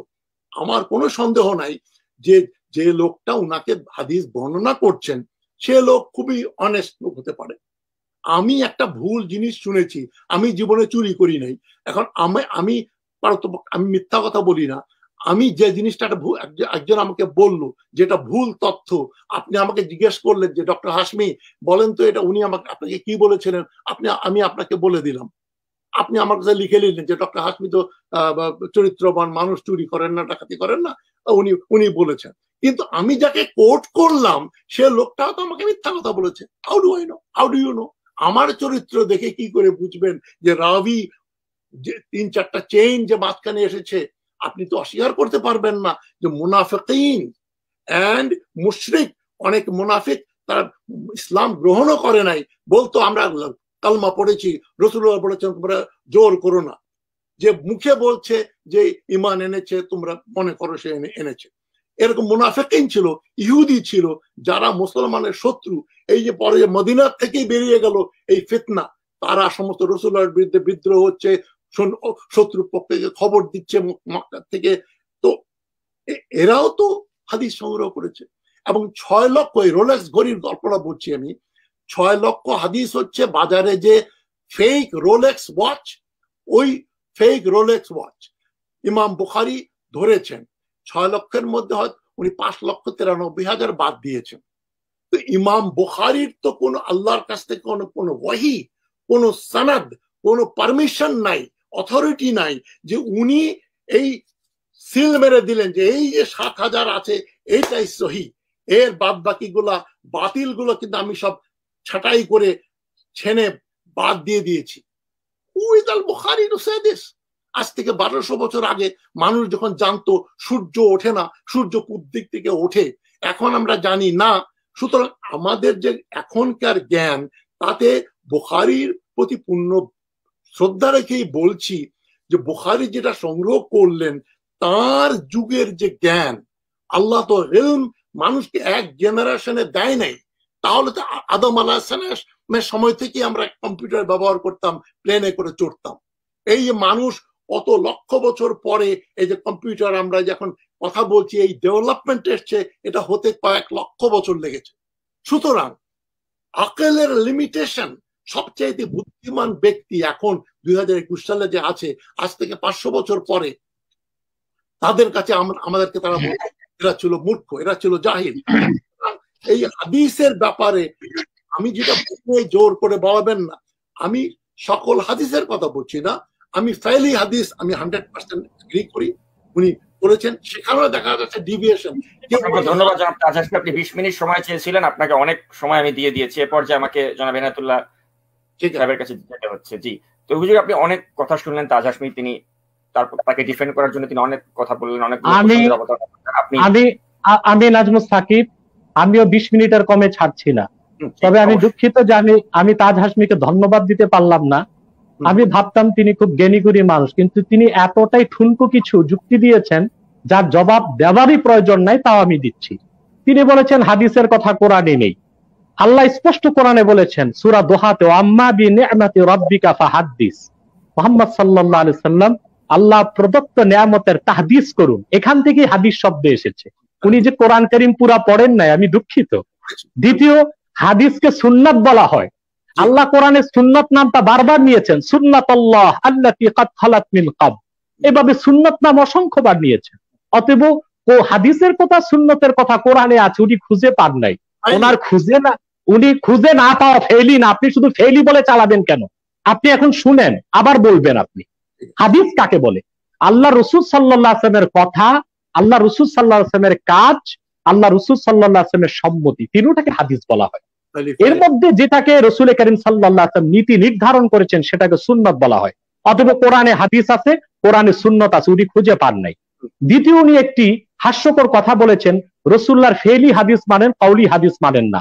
অথচ সকল মুহাদ্দিস একমত। আবু হানিফা নিজে তার মাযহাবের মূল নীতি নির্ধারণ করেছেন, হাদিসের ক্ষেত্রে ফেলি হাদিস আর কাউলি হাদিস দুইটা যদি দ্বন্দ্ব হয়, কাউলি হাদিসকে মানতে হবে। ফেলি থেকে বেশি মজবুত হচ্ছে কাউলি হাদিস, এটা ওনার জানা নাই। দুঃখিত, আমি ওনাকে পড়াশোনা করতে বলবো। তৃতীয় যে বিষয়টি, উনি আকলের কথা বলেছেন। আকল দিয়ে কোরআন হাদিসকে মাপা যাবে না, আর বিজ্ঞান দিয়ে। সকল বিজ্ঞান মস্তক নত করে দিয়েছে আল্লাহর কোরআনের সামনে, রাসূলুল্লাহর হাদিসের কাছে। বিজ্ঞান পরিবর্তনশীল। উনি বলেছে পৃথিবী স্থির, সূর্য ঘুরে। এই কথাটা অ্যারিস্টটল বলেছে। অ্যারিস্টটলকে বলা হয় ফাদার অফ সায়েন্স। পরবর্তীতে গ্যালিলিও 400 বছর আগে বলেছে যে না, পৃথিবীও ঘুরে, মহাশূন্যে যা কিছু আছে সব ঘুরে। এটা কোরআন বলেছে 1500 বছর আগে। অথবা বিজ্ঞান তো পরিবর্তনশীল। বিজ্ঞান দিয়ে আমি কোরআন হাদিসকে কেন যাচাই করব? রাসূলুল্লাহর হাদিসকে খুঁজে পেতে বিজ্ঞানকে আরো 1000 বছর সময় লাগবে। রাসূলুল্লাহ 1500 বছর আগে বলেছেন এলিয়নের কথা, ভিন গ্রহে মানুষ আছে সেই কথা। আজকে বিজ্ঞান এলিয়ন আছে বলে বিশ্বাস করতে যাচ্ছে, এখনো প্রমাণ করতে পারে নাই। আল্লাহর কোরআন যেভাবে বিজ্ঞানের অনেক ঊর্ধ্বে, রাসূলুল্লাহর সহিহ হাদিসগুলো বিজ্ঞানের অনেক ঊর্ধ্বে। সবচেয়ে হাস্যকর লাগলো তাজ হাশমি রোলেক্স ঘড়ির উদাহরণ দিয়েছেন, যে বাজারে অনেক রোলেক্স ঘড়ি আছে। কিন্তু তাজ হাশমি সাহেব, আপনি জানেন সুইজারল্যান্ডের জেনেভাতে যদি 1 লক্ষ নকল রোলেক্স ঘড়ি, আপনি চায়নার রোলেক্স ঘড়ি নিয়ে যান, সেখানে কোন 10টা আসল রোলেক্স ঘড়ি তারা হাতে ধরেই বলে দিতে পারবে যে 10টা আসল রোলেক্স ঘড়ি। ইমাম বুখারী ছিলেন ওই ধরনের মুহাদ্দিস। 6 লক্ষ হাদিস থেকে তিনি দেখেই বুঝেছিলেন কোনটা আসল রোলেক্স, কোনটা নকল রোলেক্স, কোনটা আসল ডায়মন্ড, কোনটা নকল ডায়মন্ড। 10টা স্বর্ণের টুকরার মধ্যে 1000 পিতলের টুকরা আছে। যে ব্যক্তি কোষ্ঠী পাথর যার কাছে আছে, তিনি 10টা স্বর্ণের টুকরা খুঁজে দিতে পারবে। আপনার কাছে তো সেই কোষ্ঠী পাথর নাই, আপনি ইংরেজি বুখারী পড়েছেন, আপনি বুখারী বুঝবেন কি? তৃতীয় সবচেয়ে হাস্যকর, ইমাম বুখারীকে সারা দুনিয়ার ঐতিহাসিকগণ যেখানে আমিরুল মুহাদ্দিসিন বলেছেন, সকল মুহাদ্দিসগণের নেতা বলেছেন, সেখানে তার বর্ণিত সংকলিত হাদিসের কিতাবে আপনি সন্দেহ করছেন। অথচ আপনার কথা বলার মূল ভিত্তি ইতিহাস। ইতিহাসের তো কোনো ভিত্তিই নাই।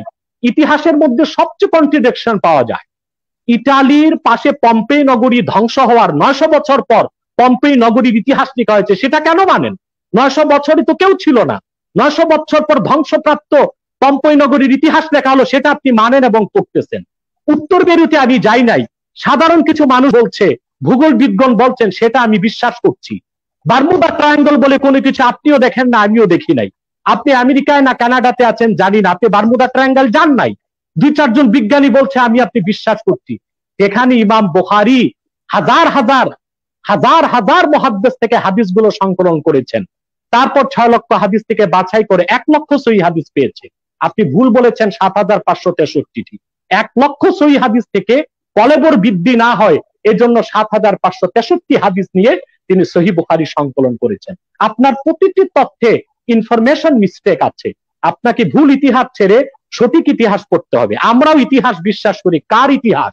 ইবনে খালদুনের ইতিহাস পড়ি আমরা, ওয়াফিয়াতুল আয়ান পড়ি, ইবনু কাসিরের আল বেদায়া ওয়ান নেহায়া পড়ি, তারিখে দামেস্ক পড়ি, তারিখে ইবনে আসাকির পড়ি। এগুলোতে সঠিক ইতিহাস বর্ণিত হয়েছে। আপনি বলেছেন মালিক বিন আনাসের কথা, মদিনা মুনাওয়ারাতে তিনি ছিলেন, তিনি ফেহরি হাদিস সংকলন করেছেন। পিছনে আমার লাইব্রেরিতে মুয়াত্তা ইমাম মালিক আছে, সেখানে গণলে দেখবেন 10টি ফেহরি হাদিস, 100 কওলি হাদিস আছে। আপনি কিভাবে কওলি হাদিস মানেন না? মালিক বিন আনাসের কিতাবটিও আপনি পড়েননি। সবচেয়ে বড় কথা, বুখারীর ইতিহাস জানেন না। বুখারী 16 বছর বুখারী শরীফ সংকলনে সময় খরচ করেছেন। তার জীবনের বড় অংশই তিনি কাটিয়েছেন মদিনাতুল মুনাওয়ারাতে। তিনি মদিনাতুল মুনাওয়ারাতে অবস্থান করে মদিনা মুনাওয়ারাতে যারা ছিলেন সেই জমানার শ্রেষ্ঠ মুহাদ্দিস, তাদের কাছ থেকে হাদিসগুলোকে সংকলন করেছেন, ধারা পরম্পরা বিচার করেছেন, প্রতিটি রাবীর জন্ম কত সালে, বর্ণনাকারী মৃত্যু কত সালে তা দেখেছেন, তারপরে সেই বর্ণনাকারী কতটুকু সত্যবাদিতার মানদণ্ড উত্তীর্ণ তা দেখেছেন। তারপর তিনি হাদিস সংকলন করেন নাই। আপনি মুকাদ্দমা পড়ুন বুখারীর, তিনি ওযু করেছেন, গোসল করেছেন, 2 রাকাত নামাজ পড়ে ইস্তেখারা করেছেন, আল্লাহ রাসূল মুহাম্মদ সাল্লাল্লাহু আলাইহি ওয়াসাল্লামের পক্ষ থেকে ইঙ্গিত পেয়ে তিনি হাদিস সংকলন করেছেন। সারা দুনিয়ার সকল যুগের মুসলমান সহিহ আল বুখারীকে প্রামাণ্য হাদিসের বিশুদ্ধ কিতাব বলে স্বীকৃতি দিয়েছেন। আমাদের মতো 2-1 মূর্খরা বুখারী শরীফের এই মহাসত্যতাকে অস্বীকার করার দ্বারা সহিহ বুখারীর কিছুই আসে যায় না। আরেকটি আপনি ভুল কথা বলেছেন, আল্লাহ রাসূল সাল্লাল্লাহু আলাইহি ওয়াসাল্লাম আমাদের মতো সাধারণ মানুষ। এই কথা বললে ঈমান নষ্ট হয়ে যাবে। রাসূলুল্লাহ সাল্লাল্লাহু আলাইহি ওয়াসাল্লাম অসাধারণ মানুষ, সেটা আল্লাহ কোরআনে বলে দিয়েছেন, ওনার শ্রেষ্ঠত্বের কথা। আল্লাহ পাক কোরআনে মুহাম্মদ সাল্লাল্লাহু আলাইহি ওয়াসাল্লামের ব্যাপারে বলেছেন, কুল ইয়া আইয়ুহান নাস ইন্নী রাসূলুল্লাহি ইলাইকুম জামিআ। মুহাম্মদ সাল্লাল্লাহু আলাইহি ওয়াসাল্লাম আপনি বলুন, আমি তোমাদের পৃথিবীর সকল মানুষের জন্য আল্লাহ রাসূল হিসেবে এসেছি। এটা রাসূলুল্লাহর শ্রেষ্ঠত্বের অন্যতম দলিল। আল্লাহ পাক কোরআনে বলেছেন, ওয়ামা আরসালনাকা ইল্লা রাহমাতাল লিল আলামিন। মুহাম্মদ সাল্লাল্লাহু আলাইহি ওয়াসাল্লাম আমি আপনাকে পাঠিয়েছি সমগ্র পৃথিবীর মানুষের হেদায়েতের জন্য। আল্লাহ পাক মুহাম্মদ সাল্লাল্লাহু আলাইহি ওয়াসাল্লামের ব্যাপারে বলেছেন, মা কানা মুহাম্মাদুন আবা আহাদিম মির রিজালিকুম ওয়ালাকিন রাসূলুল্লাহি ওয়া খাতামান নাবিয়্যিন। মুহাম্মদ সাল্লাল্লাহু আলাইহি ওয়াসাল্লাম তোমাদের কোন প্রাপ্তবয়স্ক পুরুষের পিতা নন, বরং তিনি আল্লাহর রাসূল ও সর্বশেষ নবী। এটা আল্লাহ রাসূলের সর্বশ্রেষ্ঠত্বের অন্যতম একটি দৃষ্টান্ত। মুহাম্মদ সাল্লাল্লাহু আলাইহি ওয়াসাল্লাম উহুদ যুদ্ধে দাঁত শহীদ হয়েছে, আমরা তো বলি তিনি মানুষ। মুহাম্মদ সাল্লাল্লাহু আলাইহি ওয়াসাল্লাম আঙ্গুলের ইশারায় চাঁদ দ্বিখণ্ডিত করেছে, সেটা আপনি খুঁজে পান নাই? আল্লাহ পাক কোরআন কারীমে বলেছেন যে ইদাস ইকতারাবাতিস সাআতু ওয়ান শাক্কাল কমার, কিয়ামত নিকটবর্তী হয়েছে, মুহাম্মদ সাল্লাল্লাহু আলাইহি ওয়াসাল্লামের আঙ্গুলের ইশারায় চাঁদ দ্বিখণ্ডিত হয়েছে।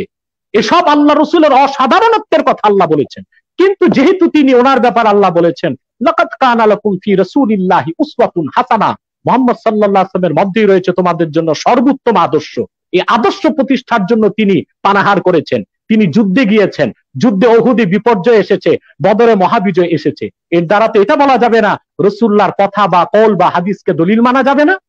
মুহাম্মদ সাল্লাল্লাহু আলাইহি ওয়াসাল্লাম মানুষ, তবে আমাদের মতো সাধারণ মানুষ বলা যাবে না। গোটা সৃষ্টির মধ্যে সর্বশ্রেষ্ঠ মানুষ, মানুষের মধ্যে সর্বশ্রেষ্ঠ আম্বিয়া কেরাম, আম্বিয়া কেরামের মধ্যে সর্বশ্রেষ্ঠ মানুষ মুহাম্মদুর রাসূলুল্লাহ সাল্লাল্লাহু আলাইহি ওয়াসাল্লাম। তারপরে আপনি রাসূলুল্লাহর একটি হাদিসকে বুঝেন নাই। এই হাদিসটির কাছে বিজ্ঞান মস্তক নত করে দিয়েছে। মহিলাদেরকে রাসূলুল্লাহ নাকিসুল আকল বলেছেন, আকলের ক্ষেত্রে তারা অপরিপূর্ণ। আপনি বিজ্ঞানের বই পড়ুন, আপনি জুলজি বায়োলজি পড়ুন। বর্তমান বিজ্ঞান বলেছে প্রাপ্তবয়স্ক একজন পুরুষের মাথায় মস্তিষ্কের কোয়ান্টিটি 60 গ্রাম, আর প্রাপ্তবয়স্ক একজন মহিলার মাথায় মস্তিষ্কের পরিমাণ 40 গ্রাম। যেখানে একজন মহিলা থেকে 20 গ্রাম মগজের পরিমাণ একজন পুরুষের বেশি, যা মডার্ন সায়েন্স এখন দেখেছে ল্যাবরেটরি আবিষ্কারের পরে, অপারেশনের পরে। আর 1500 বছর আগে যে যুগে কোনো ল্যাবরেটরি ছিল না, কোনো গবেষণাগার ছিল না, কোনো অপারেশনের সিস্টেম ছিল না, পাল্লা বাটকারা ছিল না, সেই যুগে আল্লাহর হাবিব মুহাম্মদ সাল্লাল্লাহু আলাইহি ওয়াসাল্লাম বলেছেন মহিলারা নাকিসুল আকল। যেহেতু বিজ্ঞানী প্রমাণ করছে মহিলাদের মগজ কম, পুরুষের মগজ বেশি, এর দ্বারা তো আল্লাহ রাসূলের হাদিসের শ্রেষ্ঠত্ব ও মহাসত্যতাই প্রমাণ পায়। সেখানে উল্টো আপনি বিজ্ঞান দিয়ে হাদিসের বিরোধিতা কিভাবে করেন? 1500 বছর পরে বিজ্ঞান যেভাবে কোরআনের কাছে মস্তক নত করেছে, আল্লাহ রাসূলের সহিহ হাদিসের কাছে বিজ্ঞান সেভাবে মস্তক নত করেছে। আজকে থেকে 30 বছর আগে বিজ্ঞান আবিষ্কার করেছে জেনেটিক ইনফরমেশন, অর্থাৎ ক্রোমোজোমের মাধ্যমে মায়ের পেটেই সন্তানের সবকিছু নির্ধারিত হয়। অথচ এই সহিহ বুখারীতে এসেছে রাসূল করিম সাল্লাল্লাহু আলাইহি ওয়াসাল্লাম 1500 বছর আগে ইরশাদ করেছেন, যখন পুরুষের বীর্য মায়ের পেটে যায়, আল্লাহ তাআলা একজন ফেরেশতা মায়ের পেটে পাঠিয়ে দেন। সেই ফেরেশতা আল্লাহকে প্রশ্ন করেন, ইয়া রাব আনুতফাতুন আও আলাকাতুন আও মুদগাতুন, হে আল্লাহ আমি এই মায়ের পেটের সন্তানকে কি করব? এটা কি বীর্যের ফোঁটাই রাখবো, না রক্তপিণ্ড হবে, না গোশতপিণ্ড হবে? ফালাম্মা আরাদাল্লাহু আইয়াকযিয়া খালকাহ, আল্লাহ পাক যখন মানুষটিকে পরিপূর্ণ সৃষ্টি হিসেবে পৃথিবীতে পাঠাতে চান, আল্লাহ তাআলা তখন সিদ্ধান্ত নেন মানব শিশু হিসেবে তাকে দুনিয়াতে পাঠাবেন, ফেরেশতা যখন জিজ্ঞেস করেন তার রিজিক কি হবে, তার বয়স কি হবে, তার গঠন কি হবে, তার রং কি হবে, তার উচ্চতা কি হবে, এই জেনেটিক ইনফরমেশনের কথা প্রাণী বিজ্ঞান বলেছে, মেডিকেল সায়েন্স বলেছে 30 বছর আগে, আর মুহাম্মদ সাল্লাল্লাহু আলাইহি সাল্লাম বলেছেন 1500 বছর আগে। অতএব বিজ্ঞান দিয়ে হাদিস যাচাই করতে গেলে এটা হচ্ছে নির্বুদ্ধিতার কাজ। হাদিস দিয়ে বিজ্ঞানকে যাচাই করতে হবে। আর রাসূলুল্লাহর সহিহ হাদিসের কাছে বিজ্ঞান যুগে যুগে মস্তক নত করে দিয়েছে। অতএব আকল বা বিজ্ঞান দিয়ে রাসূলুল্লাহর হাদিসকে যাচাই বাছাই করা যাবে না। তিনি দুইজন মুহাদ্দিসের নাম নিয়েছেন, ইবনে ইসহাক এবং ইবনু হিসাবের কথা। এই যে আমার কাছে উনি দেখুক সিরাতুন নবুবিয়্যা, মুহাম্মদ ইবনে ইসহাক ওনার সূত্রে ইবনু হিসাম সব বর্ণনা করেছেন। ইবনে ইসহাকের হাদিসগুলো কে বলেছে? এখানে রাসূলুল্লাহ সাল্লাল্লাহু আলাইহি ওয়াসাল্লামের দাড়ির কথা নেই, দাঁতের কথা নেই, খাওয়া দাওয়ার কথা নেই, পোশাক পরিচ্ছদের কথা নেই। আপনি ইংরেজি ভার্সন পড়ে দেখুন, এটা আরবি ভার্সন। আপনি সবকিছু উদ্ভট কথা বলেছেন, আপনি কিতাবগুলি পড়েন নাই। আপনি একেবারেই অন্ধকারে ঢিল ছোড়ার চেষ্টা করে মানুষের ঈমান নষ্ট করছেন। আপনাকে বলবো কিতাবগুলো পড়ুন, আর বিজ্ঞান দিয়ে কোরআন হাদিসকে যাচাই করবেন না, বরং কোরআন হাদিস দিয়ে বিজ্ঞানকে যাচাই করতে হবে। তারপর তিনি একটি কথা বলেছেন স্যার সৈয়দ আহমদ খানের ব্যাপারে। আমি বলবো স্যার সৈয়দ আহমদ খানের মতো অভিশপ্ত মানুষ যদি না আসতো তো বহু আগে ইংরেজদেরকে খেদানো হতো, 47 আগে আমরা স্বাধীনতা পেতাম। আমি স্যার সৈয়দ আহমদ খানের কোন বই পড়েছেন তিনি জানি না, আমি তাফসিরে আহমদী তাকে বলতে বলবো। তাফসিরে আহমদীতে তিনি কবরকে অস্বীকার করেছেন। স্যার সৈয়দ আহমদ খান পরকালকে অস্বীকার করেছে, এবং তাফসির আহমদীর একটা আয়াতের ব্যাখ্যা তাকে পড়তে বলবো, এখন পড়তে বলবো তার লাইব্রেরিতে থাকলে, এবং আমি তাকে চ্যালেঞ্জ করছি, যেখানে আল্লাহ তাআলা মুসা নবীর মর্যাদার কথা বলেছেন যে ওয়াদ্রিব বিআসাকাল হাজার। আল্লাহ মুসাকে বলেছেন মুসা তুমি লাঠি দিয়ে পাথরে আঘাত করো। এই সমস্ত মুফাসসির একমত, মুহাদ্দিস একমত, লাঠি দিয়ে আল্লাহ পাথরে আঘাত করতে বলেছেন, তিনি আঘাত করেছেন, সেখান থেকে পানির ঝর্ণা বের হয়েছে। এখানে স্যার সৈয়দ আহমদ খান মর্যাদা অস্বীকার করেছে এবং সে অপব্যাখ্যা করেছে। ফাদ্রিব বিআসাকাল হাজার মানে আল্লাহ মুসাকে বলেছেন তুমি লাঠি হাতে শক্ত মাটিতে হাঁটো। এভাবে তিনি কোরআনে অসংখ্য আয়াতের অপব্যাখ্যা করেছেন। স্যার সৈয়দ আহমদ খানের মতো অভিশপ্ত মানুষ থাকাতেই মুসলমানদের দুর্দশায় পড়তে হয়েছিল, ইংরেজদের গোলামি করতে হয়েছিল।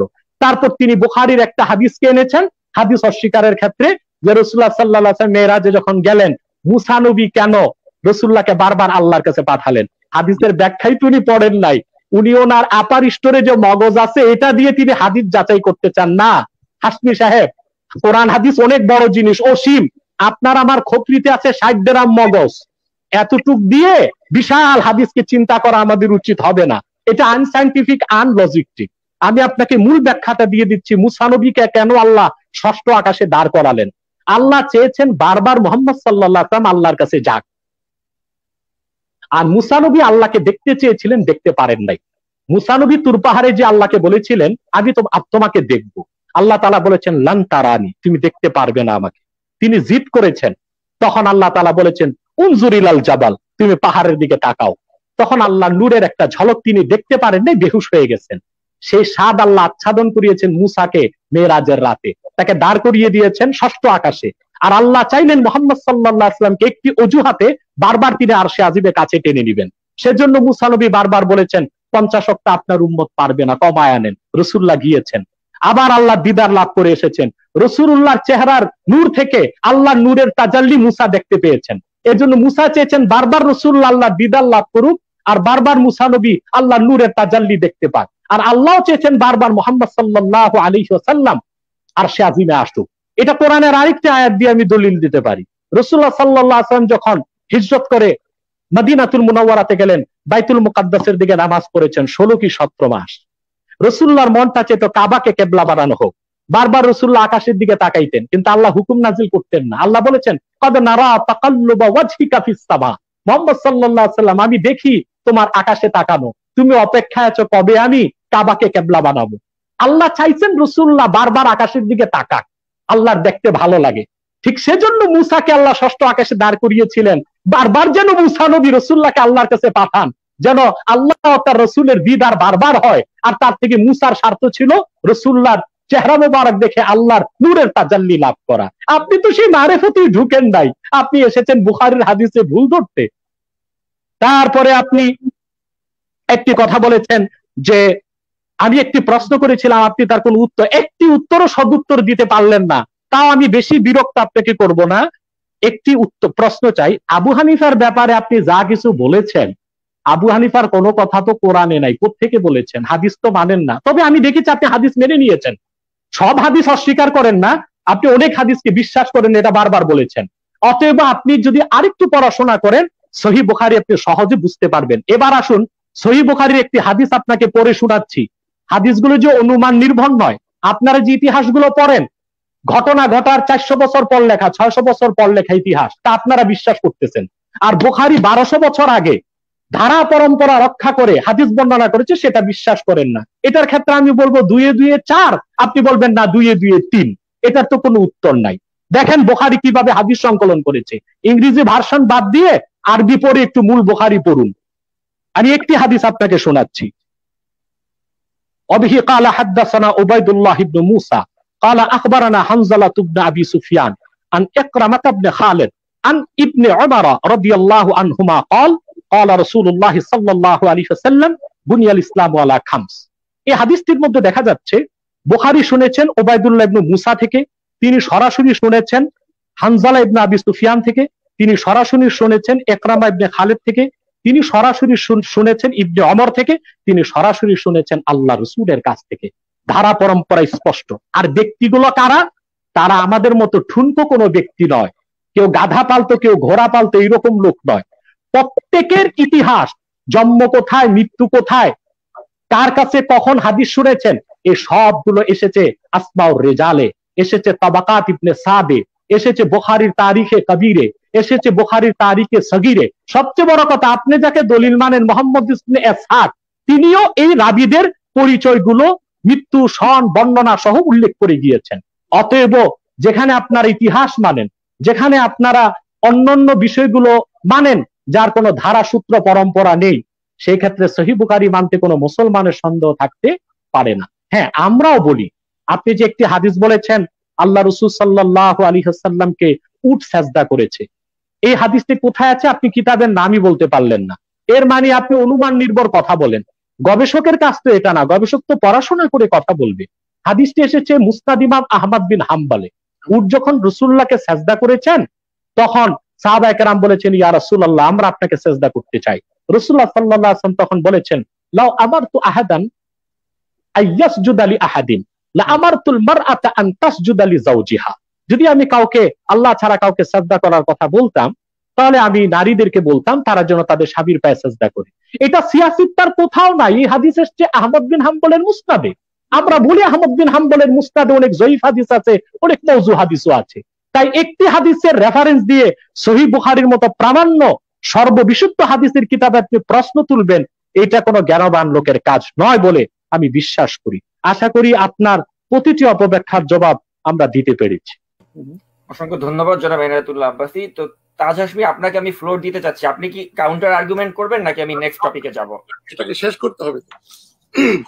তাহলে আজকের অনুষ্ঠানটা আমরা কিন্তু আর্গুমেন্ট এবং কাউন্টার আর্গুমেন্টে চলে যাচ্ছে, আমরা কিন্তু অন্যান্য বিষয়গুলোতে হাত দেওয়ার সময় পাচ্ছি না। এটা খুব ইম্পর্টেন্ট ইস্যু, যেটা আপনি কতটুকু সময় নেবেন জনাব তাজ হাশমি? আমি 10 মিনিট। মুসা আলাইহিস সালাম সম্বন্ধে এটা বললেন আপনি যে ষষ্ঠ আসমান থেকে উনি রাসূলুল্লাহকে পাঠাচ্ছেন, সপ্তম আসমানে আবার যাচ্ছেন আসছেন, তো এটার দলিলটা কোথায়? কোরআন কারিমে কি লেখা আছে মুসাকে এই জন্য করা হয়েছিল এবং উনি এটা এই জন্য এইভাবে বারবার পাঠালেন এবং আল্লাহ রাসূলুল্লাহকে বারবার দেখতে চাইছেন, তো উনি ইচ্ছা করলে তো ওনাকে বসিয়ে রাখতে পারতেন সারাদিন। তো সেখানে বারবার উনি নিচে নামবেন, মুসা তাকে বলবেন, উপরে যাবেন, আবার আসবেন, এত ড্রামা করার দরকারটা কি? এটা একটা আমার কাছে বোধগম্য হলো না। আর আপনি তো ওই, আমি মনে করেছিলাম যে আপনিও নিশ্চয়ই ওই অন্য আলিমদের মতন হবেন না, সহনশীল হবেন, রেসপেক্টফুল হবেন। আপনি তো বারবার দেখছি একই জিনিসের পুনরাবৃত্তি। আপনি তো আমার স্কলারশিপ নিয়ে চ্যালেঞ্জ করছেন। আমি তো হাদিসের স্কলার বলে আমি তো ক্লেম করছি না, আমি ঐতিহাসিক সোশ্যাল সায়েন্টিস্ট। আমি আমার যুক্তি দিয়ে, লজিক দিয়ে যেটা মাথায় ঢুকবে না সেটা আমি গ্রহণ করব না। আপনি বলবেন তাহলে আপনি মুসলমান কি করে? আমি মুসলমান কোরআন পড়ে, হাদিস পড়ে না।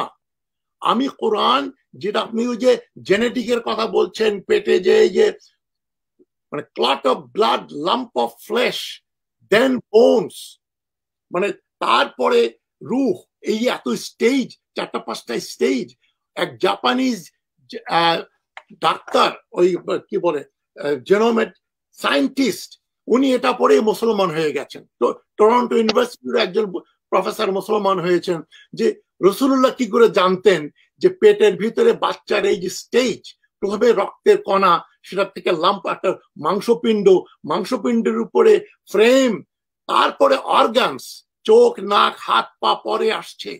এটা কোনো সাধারণ মানুষের জানার কথা না।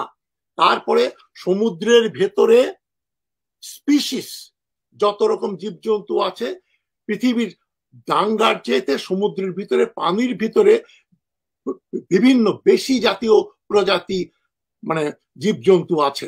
এটা রাসূলুল্লাহ জানার কথা না।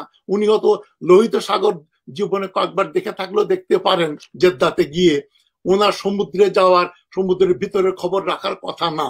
উনি বলেছেন কোরআনে যেখানে বলা হচ্ছে যে যেখানে দুটো সমুদ্র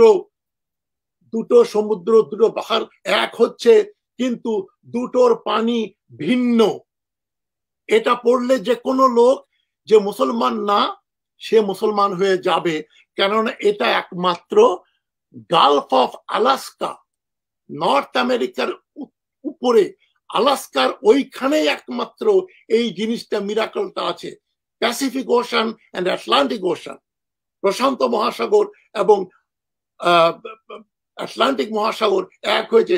ওই যে মানমাদুক পিকথল মুসলমান হলেন যে এখানে তো 1400 বছর আগে আরব দেশের কেউ জানতো না আমেরিকা একটা মহাদেশ আছে। 1 লক্ষ বছর আগে মানুষ বেরিং সি দিয়ে ক্রস করে এখানে এসেছিল। এইটা কোরআন শরীফে কি করে থাকতে পারে? যে বই থাকতে পারে সে বই নিশ্চয়ই খাঁটি বই। আমি কোরআন সম্বন্ধে আপনার যে বক্তব্যগুলো, সেটার সঙ্গে তো আমি দ্বিমত পোষণ করছি না। আর আমি যেটা বলছি না আপনি জোর করে আমার মুখ দিয়ে বলাচ্ছেন। আমি বলছি মালিক বিন আনাস এবং আবু হানিফার সময় যে সাহিফাগুলো ছিল, এই ছোট ছোট সংগ্রহ কয়েকশো হাদিস, সেগুলো তো আমি অস্বীকার করছি না। আমি কওলি, ফাইলি, তাকরিরি 3 ধরনের হাদিসকেই সমর্থন করছি, যেটা সমসাময়িক চেইন অফ রেফারেন্স 2টা 3টা 4টা 5টা না, যেখানে এত রকম উদ্ভট কথা হাদিসে আছে। আমি ওই রোলেক্স ঘড়ির এক্সাম্পল দিয়ে আবার যেতে চাচ্ছি। আপনি বলছেন যে ইমাম বুখারীর প্রজ্ঞা এমন ছিল, সেই সুইস জুয়েলারদের মতো 10টা ঘড়ি হাতে নিয়ে বলতে পারতেন কোনটা সহি, কোনটা জয়ীফ, কোনটা দুর্বল, কোনটা খাঁটি, কোনটা নকল। উনি এমনকি গিফটেড ছিলেন যে উনি সব দেখার সঙ্গে সঙ্গে বুঝে গেলেন এটা সহি, এটা সহি না। আচ্ছা ঠিক আছে, এটা তর্কের ব্যাপার। আমি বুখারীকে কোনো সুপারম্যান হিসেবে দেখতে চাই না। এর আগে বলে যাই, আমি যদি ভুলে যাই, রাসূলুল্লাহকে আমি বলেছি সাধারণ মানুষ বলতে, কিন্তু আমি বলেছি আমাদের মতো রক্ত মাংসের মানুষ। উনি আকাশ দিয়ে ধুম করে উড়ে যেতে পারতেন না, ধুম করে গায়েব হয়ে যেতে পারতেন না। হয়তো আল্লাহ তাকে ইচ্ছে বললে উনি করতেন, কিন্তু উনি ওইভাবে বিহেভ করেন নাই। উনি ওহদের যুদ্ধে কোনো মিরাকল দিয়ে যুদ্ধ যেতেন নাই। খান্দাকের যুদ্ধে ওনাকে খান্দাক বানাতে হয়েছে। সালমান বিন ফারিসের পরামর্শে ওখানে চারদিকে ট্রেঞ্চ বানিয়ে মদিনাকে উনি রক্ষা করলেন। আল্লাহ ইচ্ছা করলে উনাকে বললে তো উনি এক মুহূর্তে শেষ করে ফেলতে পারতেন।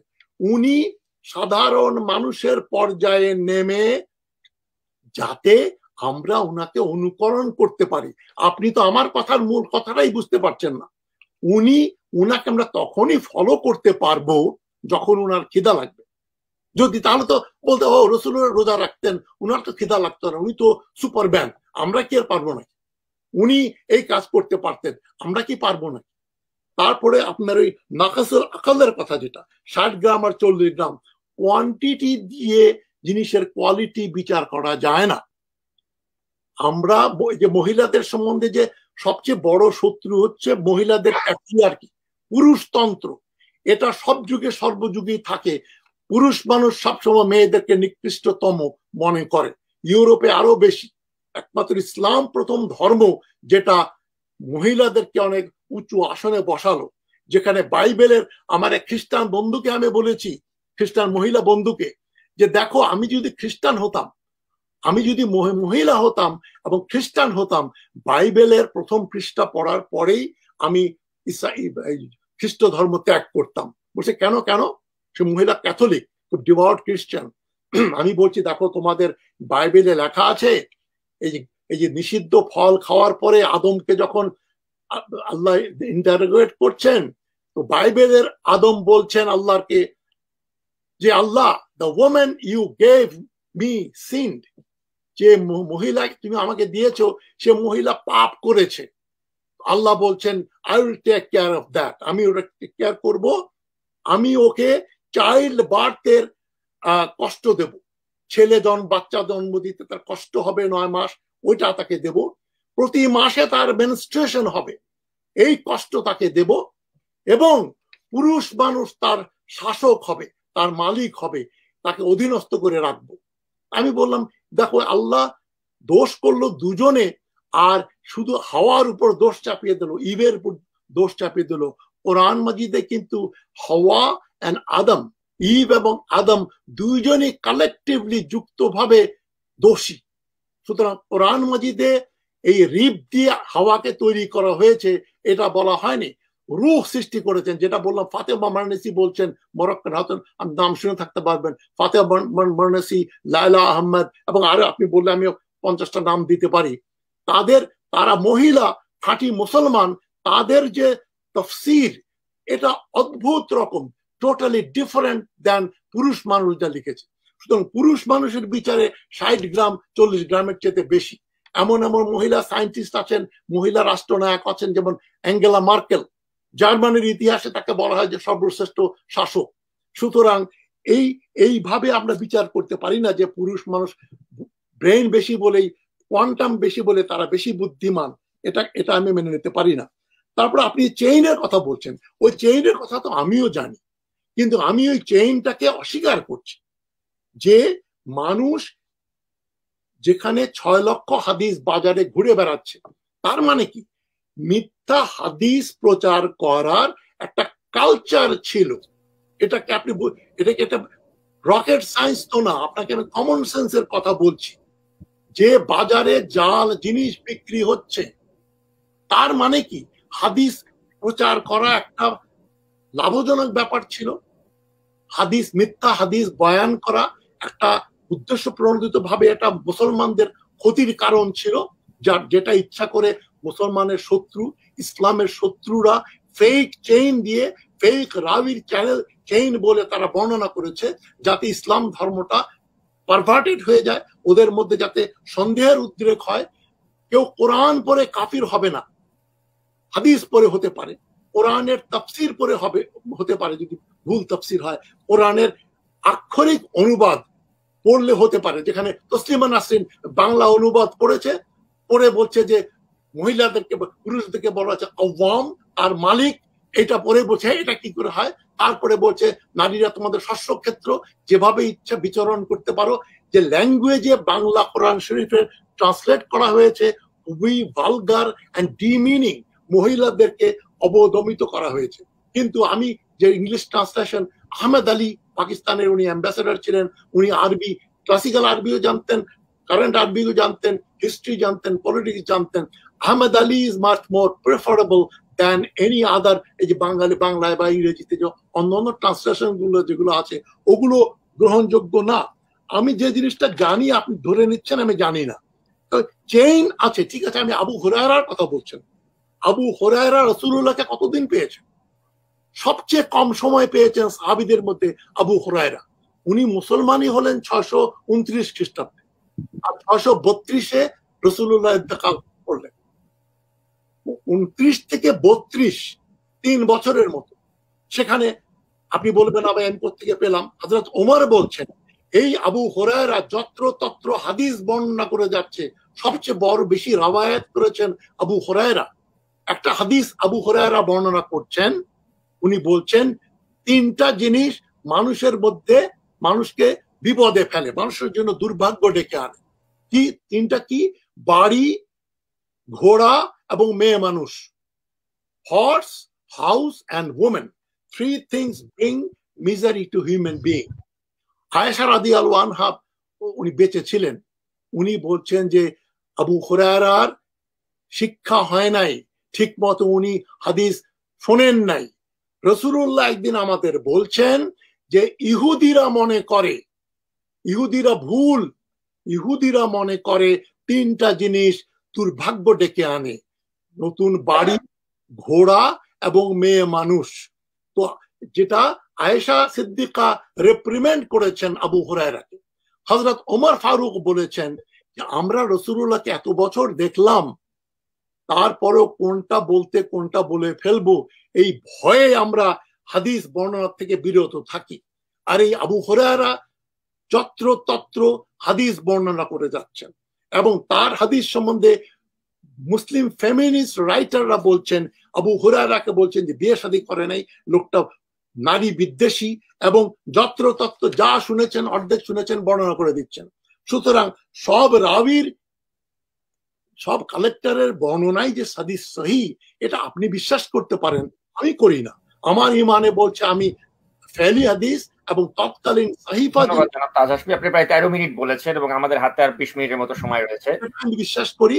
আর বাদ বাকিগুলো আমি বেশি করে সিয়াসেত্তা থেকে 40 জন কালেক্টরের যে হাদিস এগুলো সবগুলো বিশ্বাস করার জন্য আমি বাধ্য নই। ঠিক আছে, তো জনাব এনায়েতুল্লাহ আব্বাসী হুজুর, আপনি শুনলেন। ধন্যবাদ। দেখুন, দর্শকরাই বিচার করবে তার উত্তর কতটা অ্যাপ্রোপ্রিয়েট হয়েছে। কোনো উত্তরই তিনি সঠিক মতো দিতে পারেননি। আবু হুরায়রা সম্পর্কে কত ভুল তথ্য দিলেন, তিনি বিয়ে করেন নাই। হযরত আবু হুরায়রা রাদিয়াল্লাহু তাআলা আনহু বিয়ে করেছেন বুসরা বিনতু গাজওয়ান রাদিয়াল্লাহু তাআলা আনহা, এটা না জানেন? আমি জানি এটা ভুল। আচ্ছা, জানে না উনি, তো না জেনে এত বড় সিদ্ধান্ত কিভাবে নিচ্ছেন আবু হুরায়রা সম্পর্কে? জেনে নিতে হবে। দ্বিতীয় কথা হচ্ছে আবু হুরায়রা রাদিয়াল্লাহু তাআলা আনহু কম সময়ে কিভাবে এত হাদিস মুখস্থ করলেন এবং বললেন, এটা ওনার জানা নেই। এটা সহিহ বুখারী 40 পৃষ্ঠায় এসেছে, হাদিস নাম্বার 119। অবিহি ক্বালা হাদাসানা আহমদ ইবনে আবি বকর আবু মুসআব ক্বালা হাদাসানা মুহাম্মদ ইবনে ইব্রাহিম ইবনে দিনার আন ইবনে আবি দিব আন সাঈদ আল-মাকবুরি আন আবি হুরায়রা রাদিয়াল্লাহু তাআলা আনহু قال قلت يا رسول الله صلى الله عليه وسلم إني أسمع منك حديثا كثيرا أنساه قال أبسط رداءك فبسطته قال فغرف بيديه ثم قال ضمه فضممته فما نسيت شيئا بعده। আবু হুরায়রা রাদিয়াল্লাহু তাআলা আনহু একদিন আল্লাহ রাসূল সাল্লাল্লাহু আলাইহি ওয়াসাল্লামকে বললেন, ইয়া রাসূলুল্লাহ সাল্লাল্লাহু আলাইহি ওয়াসাল্লাম, আমি আপনার কাছ থেকে প্রচুর হাদিস শুনি, তবে তা আমি মুখস্থ রাখতে পারি না। আল্লাহ রাসূল সাল্লাল্লাহু আলাইহি ওয়াসাল্লাম বললেন, তুমি তোমার চাদরটাকে প্রশস্ত করো। তিনি প্রশস্ত করলেন। আল্লাহ রাসূল সাল্লাল্লাহু আলাইহি ওয়াসাল্লাম হাতের মুষ্টিতে কিছু নিয়ে ঢেলে দিলেন এবং বললেন, চাদরটা বুকে লাগাও। তিনি বুকে লাগালেন। তারপর তিনি বলেন, ফামা নাসিতু শাইআন বাদা, এরপর কোনদিন আমি রাসূলুল্লাহর কাছ থেকে হাদিস শুনে ভুলতাম না। মূলত আল্লাহ রাসূল সাল্লাল্লাহু আলাইহি ওয়াসাল্লামের হাদিসকে সংরক্ষণ করার দায়িত্ব আল্লাহ নিয়েছেন। সেজন্য সাহাবায়ে কেরামের মধ্যে এইরকম শক্তি আল্লাহ ঢেলে দিয়েছিলেন, হাদিসগুলোকে তারা মুখস্থ করেছেন। তাদের থেকে তাবিঈনগণ, তাবিঈন থেকে তাবিঈনগণ, তাদের থেকে ধারা পরম্পরা এসেছে বুখারী মুসলিম তাদের কাছে। আমি খুশি হলাম যে তিনি একটা পর্যায়ে স্বীকার করে দিয়েছেন, তিনি সব হাদিস অস্বীকার করেন না, হাদিস মানেন। তো হাদিস যেহেতু মানেন, তাহলে আর এই কথাটা বলেন কেন যে হাদিস মানা ইমানের অঙ্গ নয়? আল্লাহ রাসূল সাল্লাল্লাহু আলাইহি ওয়াসাল্লামের সামগ্রিক হাদিসের অস্বীকারী কাফের। কারণ আমি কোরআনের অসংখ্য আয়াত শুনিয়েছি, কিছু শুরুতে আলোচনার প্রায় 8টি কোরআনের আয়াত শুনিয়েছি, যে আয়াতগুলোতে আল্লাহ তাআলা তার হাবিব মুহাম্মদ সাল্লাল্লাহু আলাইহি ওয়াসাল্লামের প্রতিটি কথা ও কাজের অনুসরণকে উম্মতের জন্য ইমানের অঙ্গ বানিয়ে দিয়েছে। তিনি একটি কথা বলেছিলেন, ইমান আনতে হবে 6টা জিনিসের উপর। এই যে গদবাদা ইমানের কথা, এটা কোরআনের কোথায় আছে?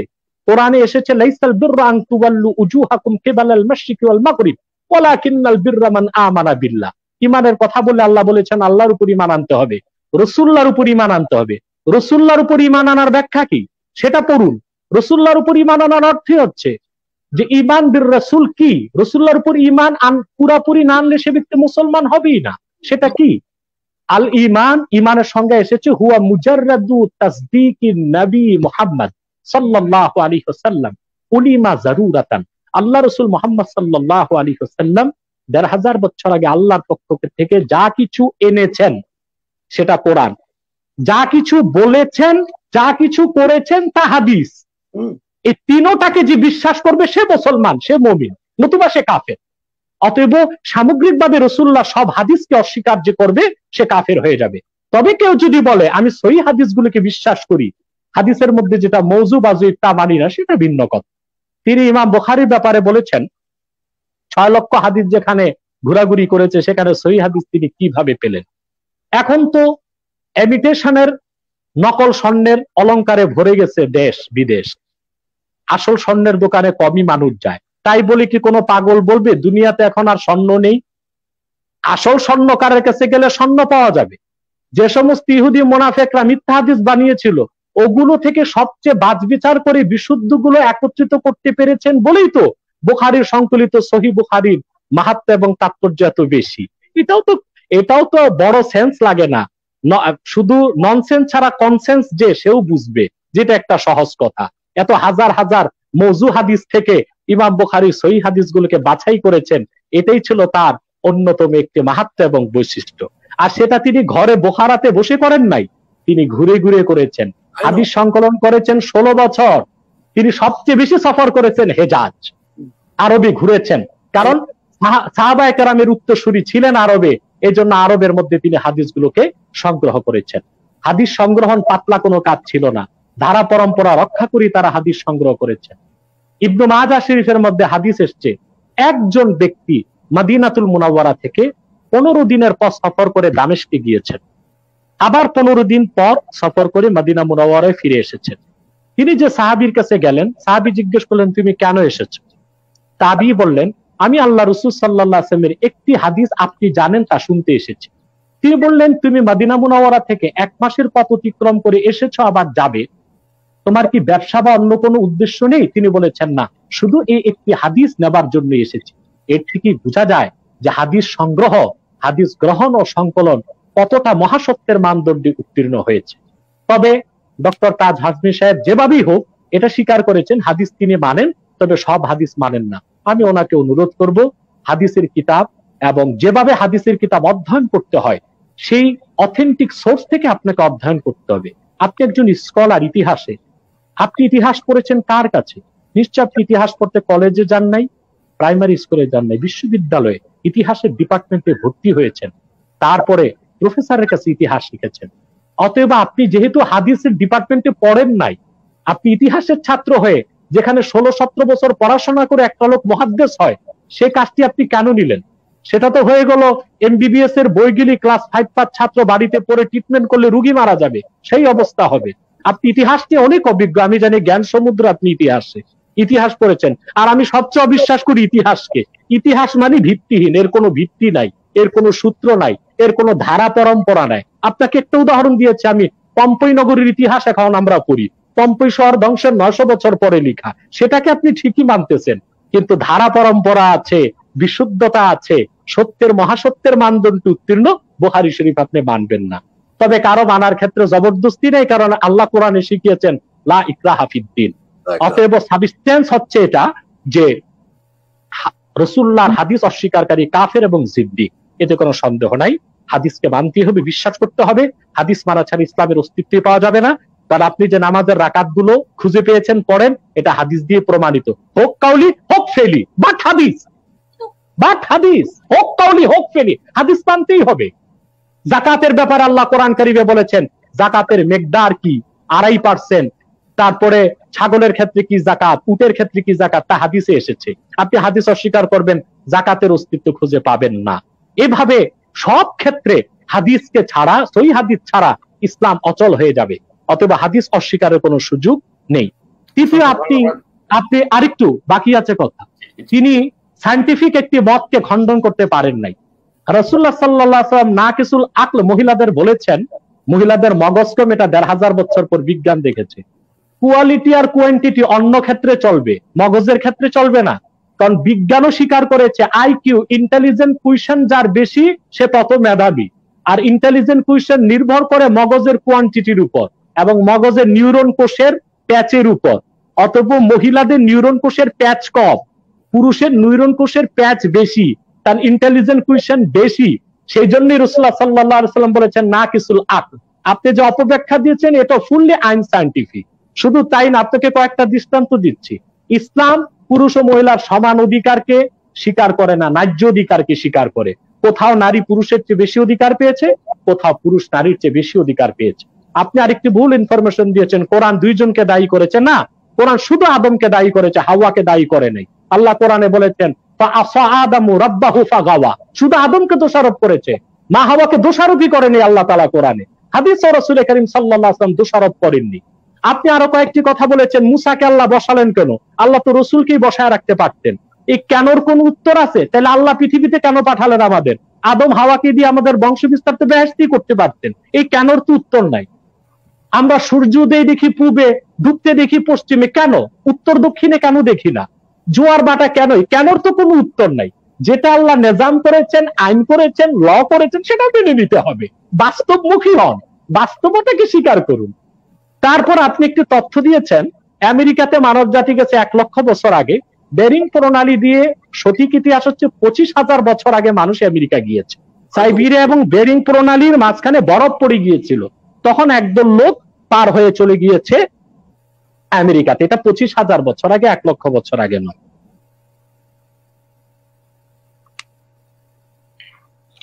বলেছি তো। আর কিছু কিছু বলবেন?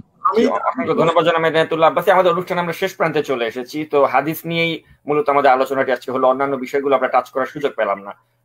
আরেকটি তারিখ করুন। আমরা আরেকটি দ্বিতীয় পর্ব করতে চাই, আপনারা যদি সম্মতি। নিশ্চয়ই আমি যে জবাবটা দেব 5 মিনিটের ভেতরেই। আমাকেও 5 মিনিট দিতে হবে, তাহলে আমাকে আবার নিলেন, তাহলে ঠিক আছে দেবেন। তার 5-এর পর আমাকে 5 দিতে হবে। ঠিক আছে। যেটা আমি বলছি যে আপনার সোর্স গুলো তো হচ্ছে হাদিস, আর আপনার কথাগুলো যারা এই ধরনের ওয়াজ মাহফিল শুনে অভ্যস্ত, যারা পছন্দ করে, তাদের কাছে খুবই খুবই মোহনীয়, খুবই সুন্দর মনে হবে। কিন্তু যারা যুক্তি দিয়ে কথা বলে, আপনি বলছেন যে যুক্তি এটা হয় কেন, আমি সে কথা বলি নাই। আপনি তো যুক্তিতে আসতে চাচ্ছেন না। আমি যেটা বলেছি ইতিহাস সত্য, ঐতিহাসিকেরা সব ঘটনাকেই সত্য ঘটনা বলে মনে করে না। তারা বলে প্রবাবল, হয়তো বা হয়েছে। আরেকজন রিসার্চ করলে বলছেন না, ঘটনা ঘটেনি। এই যে আপনি বলছেন বেরিং সি 25,000 বছর আগে মানুষ গেছে, কেউ বলছে 1 লক্ষ বছর গেছে, 10,000 বছর আগে গেছে, এমনও বলা হচ্ছে। There is no evidence, conjecture, hypothetical.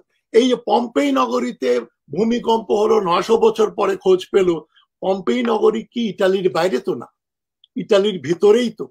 সুতরাং ইটালিয়ানরা ওখানে পরে গেছে, গিয়ে আর্কিওলজিক্যাল যে আপনি কার্বন এইজ, এটা 10,000 বছর আগের পুরনো পাথর, এটা বের করে কি করে? সায়েন্টিস্টরা ক্যালকুলেট করে বের করে দেয় এটা 10,000 বছর আগের, এটা 10 লক্ষ বছর আগের পাথর পিণ্ড বা লোহার টুকরা। সুতরাং আপনি যে কথাগুলো বলছেন, এই যে চেইন, আবু হুরায়রার কথা বারবার বলছেন যে উনি গেছেন, চাদরের গল্প আমি শুনেছি, রাসূলুল্লাহ চাদর বিছিয়ে দিলেন। এই গল্পটা যে আমাকে বিশ্বাস করতে হবে, না করলে আমি মুমিন থাকবো না, এটা তো হতে পারে না। এটা একটা উদ্ভট ব্যাপার। ওটা তো উনি বর্ণনা করছেন যে রাসূলুল্লাহর কাছে গেলাম, আমি কি করে মনে রাখবো, উনি চাদর দিয়ে আমাকে ঢেকে দিলেন, তারপরে বললেন, ইত্যাদি ইত্যাদি। সুতরাং এই যে গল্পগুলো, এগুলো বেশিরভাগই আপনার কিয়াস বা ইজমা হতে পারে। 50 জন মুজতাহিদ, 50 জন ফকিহ, 50 জন মুফতির সম্মিলিত ইজমা হতে পারে।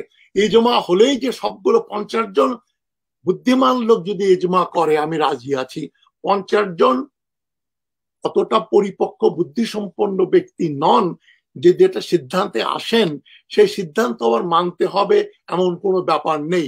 যেমন বাংলাদেশের যদি এখন 5 কোটি লোক যদি বলে যে শেখ মুজিবুর রহমান ওই ইপিআর এর মাধ্যমে স্বাধীনতা ঘোষণা করেছেন, আমি বলবো যে সম্ভব না। পাকিস্তানিরা ওই 25 তারিখের রাত্রে বেলায় ইপিআর এর ট্রান্সমিটার খালি রাখেনি, ওখানে পাঞ্জাবি সৈন্যই ওটাকে পাহারা দিয়েছে, বাঙালিদের ঢোকার সম্ভাবনা ছিল না। সুতরাং আপনার দলিলগুলো তো হচ্ছে, যেটাকে আমি চ্যালেঞ্জ করছি সেটাই। আমি বলেছি যে হাদিসগুলো যেগুলো রাসূলুল্লাহ সাল্লাল্লাহু আলাইহি সাল্লামের সময় সংকলিত, যেগুলা ওই ওই ওই কতিপয় 100, 200, 300, যেখানে আপনি আমার প্রশ্নের উত্তরটা এড়িয়ে গেলেন।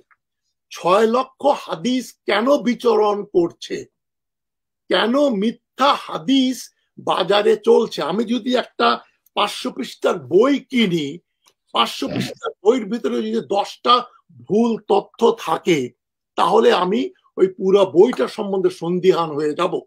আমি সহিহ বুখারী ইংরেজি ট্রান্সলেট পড়ে অতগুলো পড়ার পরে যখন উদ্ভট উদ্ভট জিনিস পেলাম যেগুলো কোরআন, কমন সেন্স, ডিসেন্সি এবং সায়েন্সকে কন্ট্রাডিক্ট করে, তখন আমি পুরোটা মানতে রাজি না। সুতরাং আপনি বলতে পারেন আমি সহিহ বুখারীকে আমি পুরোটা মানলেও মানতে পারি, নাও মানতে পারি, আমি সিলেক্টিভ হতে পারি। কিন্তু আপনি যদি বলেন মুয়াত্তা বা আবু হানিফার কাছে যে কাগজপত্রগুলো ছিল ওগুলোর সম্বন্ধে আমি সন্দেহ পোষণ করছি না। বাজারে যেটা চালু ওই মুয়াত্তা কে পড়ে, কয়জন পড়ে? বাংলাদেশে চালু মুসলিম এবং বুখারিটাই বেশি চালু। আমি জানি আমার জানা একজন বয়স্ক ব্যক্তি ছিলেন, মারা গেছেন, উনি খাওয়ার পরে প্লেটটাকে এরকম হাতের মধ্যে নিয়ে চেটে চেটে পুরো প্লেটটা পরিষ্কার করতেন, জিহ্বা দিয়ে চেটে। তো সবাই খুবই রিপালসিভ ব্যাপার ছিল, সবার সামনে প্লেট তুলে উনি চেটে চেটে খাচ্ছেন, বলছেন এটা সুন্নাত, বরকত হয়। রাসূলুল্লাহ এরকম করতেন। আমি রাসূলুল্লাহকে একজন ডিসেন্ট সফিস্টিকেটেড মানুষ মনে করি। উনি রক্ত মাংসের মানুষ, সফিস্টিকেটেড লোক। উনি ভালগার কথা বলতেন না। ওই প্লেট মুখের উপর নিয়ে উনি নিশ্চয়ই ওই চেটে চেটে খেতেন না সবার সামনে। প্রাইভেটলি ঘরের ভিতরে হয়তো উনি প্লেট চেটে খেতে পারেন বউ, স্ত্রী, সন্তানের সামনে, কিন্তু মানুষের সামনে দরবারে বসে উনি নিশ্চয়ই প্লেট তুলে নিয়ে চেটে চেটে খাননি। কিন্তু বহু লোক বিশ্বাস করে যে এটা হাদিস, এটা রাসূলুল্লাহ করেছেন। সুতরাং আপনার যে তথ্যগুলো, আপনার যে সোর্স গুলো বেশিরভাগ হচ্ছে কিয়াস এবং বেশিরভাগ বইয়ের থেকে আপনি রেফারেন্স দিয়ে বলছেন এবং হাদিস থেকে বলছেন, যেটাই আমার মূল প্রতিপাদ্য বিষয়, যে হাদিস বিশ্বাস করা অন্ধভাবে সব হাদিস, এটা আমাদের জন্য অব্লিগেটরি না। অসংখ্য ধন্যবাদ জনাব তাজ হাশমি, আপনার বক্তব্য স্পষ্ট এবং আমাদের অনুষ্ঠানে আমরা শেষ প্রান্তে চলে এসেছি। শেষ করার আগে আপনাকে সুযোগ দিচ্ছি নাজমুল সাকিব, আপনার কনক্লুডিং রিমার্ক। জি, নাজমুল সাকিব, তাজ হাশমি সাহেব মোটামুটি অর্ধেক আমাদের মত নিয়ে নিয়েছে। উনি এই পর্যায়ে বললেন তিনি মুয়াত্তা ইমাম মালিক পুরা মানেন, আর মুয়াত্তা ইমাম মালিকে কয়েকশো হাদিস না কয়েক হাজার হাদিস আছে, উনি কিন্তু অর্ধেক মেনে নিয়েছে। শেষ করতে দেন। মুয়াত্তা ইমাম মালিক পুরাই স্বীকার করে নিয়েছেন। আর মুয়াত্তা ইমাম মালিক মানলে ইসলামের জিন্দেগি গঠন করতে আর কোনো সমস্যা থাকার কথা না। তারপর তিনি আবু হানিফার আসারকে মেনে নিয়েছেন, মুসনাদকে মেনে নিয়েছেন, ওই সব হাজার হাজার হাদিস আছে। আর সাহাবায়ে কেরামের যুগে 9টি সহিফার কথা ওনাকে শুনিয়েছে, তাতে কয়েকশো হাদিস না কয়েক হাজার হাদিস আছে। অতএব মোটামুটি উনি তো হাদিসকে মেনেই নিলেন। ওনার আক্রোশ শুধু বুখারী নিয়ে। বুখারী সম্পর্কে আশা করি আরেকটা এপিসোডে তিনি বসলে বুখারীও মেনে নিবেন, আশা করি। উনি মানতে মানতে অর্ধেক মেনে ফেলছেন আজকে। তারপর আসুন উনি ইজমা এবং কিয়াস বলেছেন। ইজমা দলিল, ইজমা দলিল। আমরা আদমের বংশধর, পৃথিবীর সব ধর্মের নাস্তিক ছাড়া আস্তিকরা বিশ্বাস করে আমরা আদমের সন্তান, এটা ইজমা, এটাকে উড়িয়ে দেবার কোনো সুযোগ নাই। তারপর কিয়াস, ইজমা আরেকটা দলিল, 2-2 4, এটা ইজমা। পৃথিবীর সকল দেশের মানুষ বলে 2-2 4, এটা একটা দলিল, এটা মানতে হবে। তাজ হাশমি সাহেব যদি বলে 2-2 3, ইজমা মানবেন না, তো ওনাকে নিশ্চয়ই মানুষ ভালো চোখে দেখবেন না। কিয়াসটাও অনেক বড় দলিল।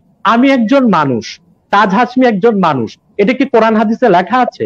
এনায়েতুল্লাহ আব্বাসী মানুষ, ডক্টর তাজ হাশমি মানুষ, আমরা মানুষ কিয়াসের ভিত্তিতেই। কারণ আরেকজন মানুষের মতো আমাকে দেখা যায় বলেই তো আমি মানুষ, আমার মতো আরেকজন মানুষকে দেখা যায় বলে আমি মানুষ, এটা কিয়াস।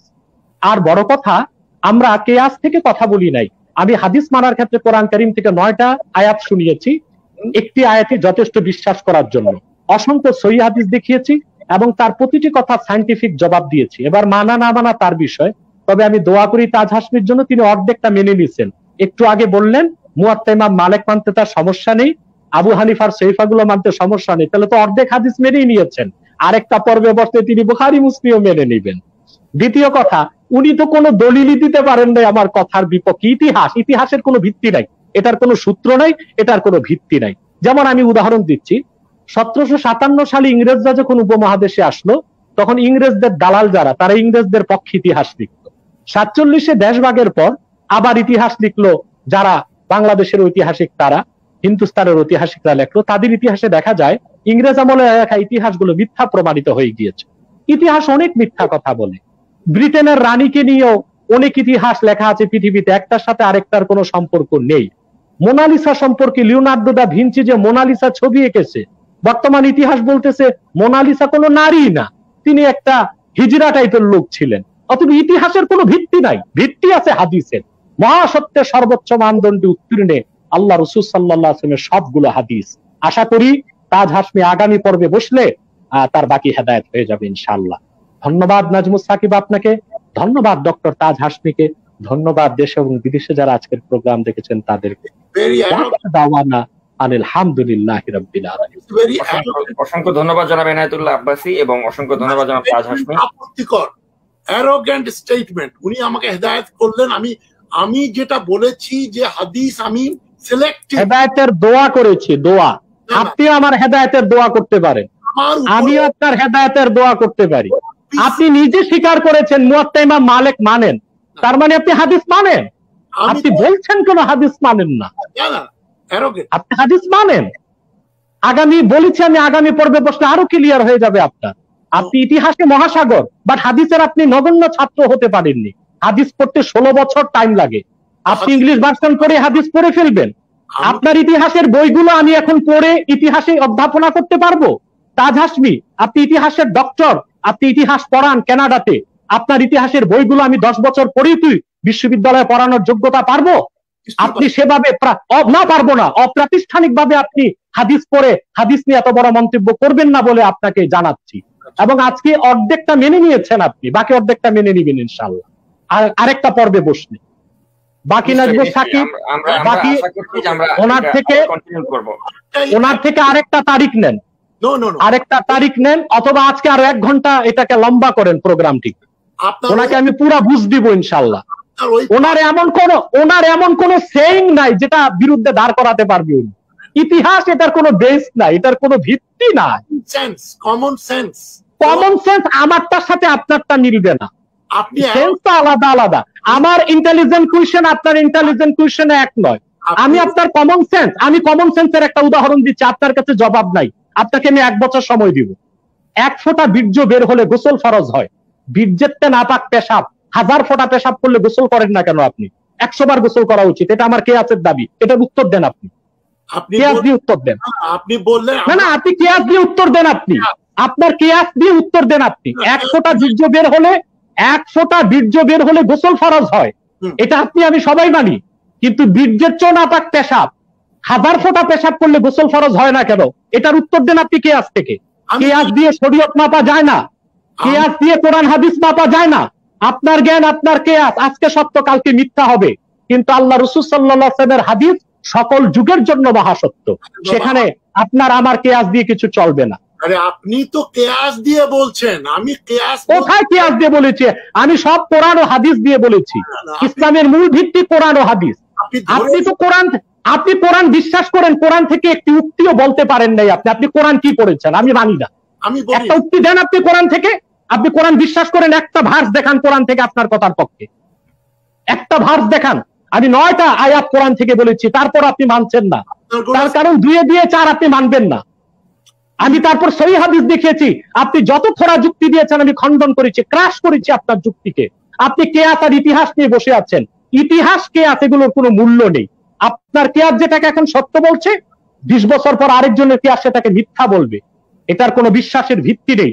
বিশ্বাসের মূল ভিত্তি কোরআন এবং সহিহ হাদিস। আচ্ছা আমি 1 মিনিট। আপনি বলছেন আপনি যে মানুষ, এটা আমাদের কিয়াসের ফলে আমরা জানতে পারি। আপনি মানুষ, আমি মানুষ। হ্যাঁ, আপনি আর আমি যে মানুষ, এটার যদি সোর্স থাকি কিয়াস, এইটা একটা উদ্ভট কথা, জীবনে শুনি নাই। এটা কেন আপনি মানুষ? এটা কোরআনে হাদিসে আছে। কে বলেছে আপনি মানুষ? এটা কে বলেছে? আপনি বলেন আমি মানবো কেন? আপনাকে মানুষের মতো দেখা যায়, আমাকে মানুষের মতো দেখা যায়, এটা কিয়াস। আপনি কিয়াসের সংজ্ঞাই জানেন না। আর কমন সেন্স বলেন, কমন সেন্স আছে কোথায়? সবচেয়ে কমন বর্তমান পৃথিবীতে সবচেয়ে কমন সেন্স ছাড়া হচ্ছে পাশ্চাত্যের মানুষ, ইউরোপ আমেরিকার মানুষ। তাদের কোনো কমন সেন্স নেই।